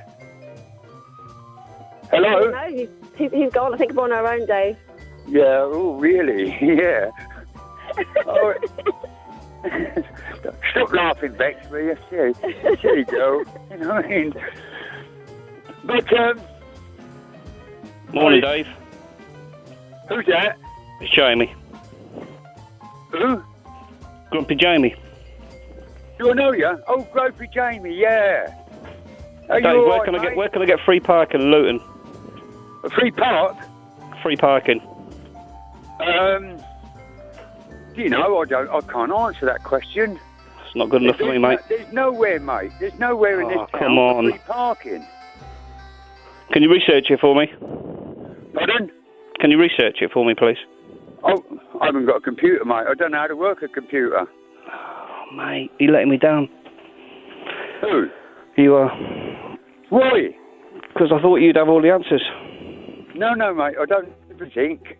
Not Also, like the tacho in the vehicle, it can be running without the vehicle running. Because it's got Yes, different I know. modes on it. I know, mate, because I used to drive lorries. Yeah, so did I. Yeah. And someone's got to convince this man here that driver was in his right to leave at 5 o'clock. I think you could have gave her a little bit more leeway. No, because if he's held up, he's had it, isn't he? His tacho's going to go over his time limit. And Yeah, he but can be like fined Dave out. said, though, Dave, you can't just go, is everybody here, and then drive off. It's his Dave, job can to I, make sure they're all Dave? on there. Hello, Dave. I've got a question for you. Yeah, go on then. Hello, Dave. Listen, I'm taking a stunning woman out tonight. Can you recommend a good restaurant? Got no idea, mate, because I don't go into restaurants and I don't believe in restaurant food. So where can I take her then? Take her to the pictures, mate. No, I don't want to take. She's scared of the dark. Is she? Yeah. Well, that'd be good for you, wouldn't it? Yeah, I better take the light bulbs out. Whee! So we just want to know if you want to join us, Dave. Yeah, anytime, mate. Where? Yeah. Eh? Just let me know where we got to go. You paying, though? Hello? Anyone else?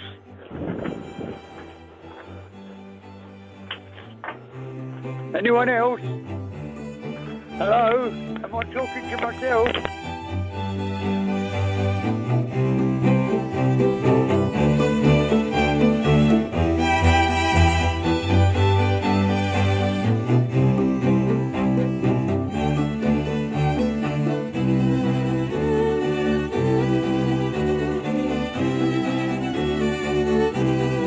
Oh, Dave. Yes? My name's June, and I come from Stevenage. And I believe I might have been on that coach that day. And the driver didn't even know if he was coming or going. He didn't count the seats when everybody was on to make sure how many was on. When we arrived, he thought our seats had been allocated to somebody else, which wasn't true. He just didn't know what he was doing, and he wasn't English. Sorry. Well, okay. Well, all right. I do appreciate, I do understand that he should have checked the passengers. Yes, he should have. What he did, he stood on the coach and said, "Is everybody here?" Now, how the hell did we know? No, I know. I can understand that point.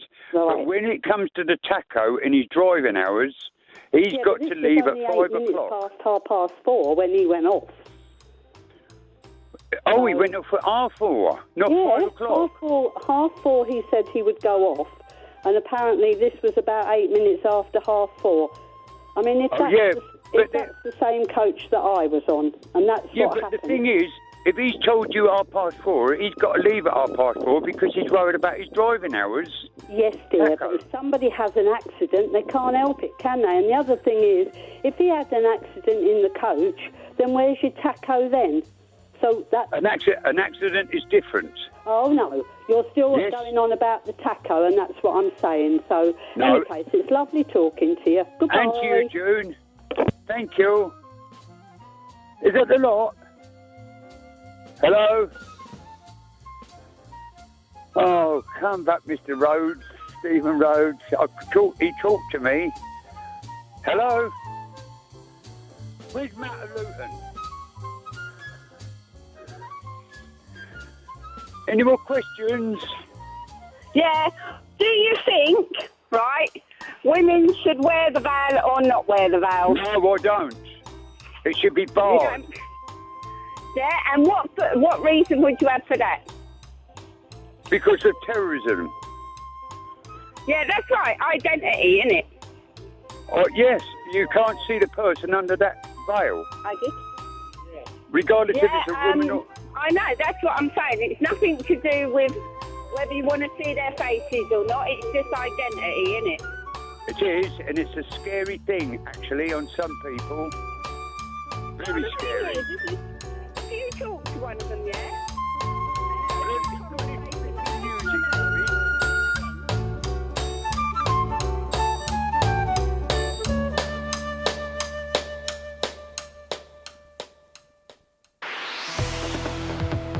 Travel news for beds, cards and bugs. BBC Three Counties Radio.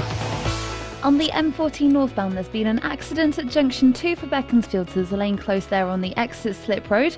On the M25 anti-clockwise, there are queues from junction 17 for Maple Cross to 15 for the M4, and the M1 is very slow southbound from junction 12 for Flitwick to 11 for Dunstable. Also, the A5 in Dunstable's looking very slow southbound at the moment on the speed sensors between the A505 and Brewers Hill Road. In Bedford on Clapham Road, it's very busy between at the junction for Union Street, and on the train, Southern have disruption junction between Watford Junction and Clapham Junction.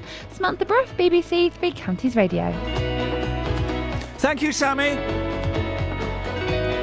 Well, I hope you enjoyed our inaugural Thank You for the Daves. What a difference a Daves makes. And Daves we remember all our lives. Oh, dearie me.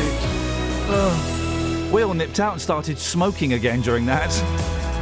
That's it, that's your lot. Don't forget, there's a podcast you can get. It comes out every Friday. Thank you, Kelly. Thank you, Catherine. Thank you, Justin. Thank you, Dave. Back tomorrow at 6. Until then, from us, ta-ta. Local and vocal across beds, hearts and bucks. This is BBC Three Counties Radio. Thank you, Iain. Good morning. Welcome to the JVS show. I'm Jonathan Vernon-Smith. It's Wednesday. It's 9 o'clock. And on today's big phone-in, is it important to you whether the drone strikes that killed British jihadis were legal? Labour and the Scottish National Party have called for a review of UK drone strike policy after 2 British citizens living with ISIL were killed by the RAF this week. The SNP leader in Westminster, Angus Robertson MP, has warned that the UN Charter only allows lethal force to be used in self-defence, and the Prime Minister David Cameron must justify this attack. Well, Jeremy Corbyn argues Parliament did not authorise military action in Syria in 2013, and yet David Cameron is now personally authorising drone strikes, and he must reveal the legal basis for that decision. This morning I want to hear your thoughts on this. Is it important to you whether the drone strikes that killed British jihadis were legal or not? Here's my telephone number for your call. It's 03459 455 555. This is the JVS show on BBC Three Counties Radio. I'll take your call in just a second, but first let's get the latest BBC News at 9 o'clock. Here's Simon Oxley. The Headlines MP blames the media in Paula drugs row, police closures in Hertfordshire and record-breaking day for the Queen. BBC Three Counties Radio. The Conservative MP who's been accused of suggesting the Bedford athlete Paula Radcliffe was involved in drugs doping is accusing the media of taking his comments out of context. Britain's marathon world record holder has categorically denied any form of cheating, saying comments by the MP had effectively implicated her. But the MP in question, Jesse Norman, who chairs the Commons Culture Committee, said he was surprised by the reaction. What's happened is that the press pack, and it is a pack, it's a herd of ungulates, have basically taken this single snippet and run off to Paula Radcliffe and attempted to bounce her into some kind of a statement. And I think that's very unfortunate. And I was talking about medalists as well as winners. It was a list rather than a description of a single person or set of people. So the thing doesn't hold up. Hertfordshire Police has announced plans to close Hoddesdon Police Station and the custody suite at Watford as part of plans to save money. More from Lee Agnew. Staff from Hoddesdon will be relocated to a new command centre at Cheshunt, but the force says there will not be any reduction in the number of frontline officers. The custody suite at Watford is currently closed temporarily, but that will become permanent with services concentrated at Stevenage and Hadfield. Herts Police is pointing out that the rest of the policing team at Watford will remain unchanged. The Queen will become Britain's longest-serving monarch later today. She will overtake the record set by her great-great-grandmother Queen Victoria, who was on the throne for 63 years and 7 months. During the Queen's reign, there have been 12 US presidents, 7 popes and 12 prime ministers, including Sir John Major. I think her legacy is a constitutional monarchy that is secure, a Commonwealth that is knitted together because of her work, and a nation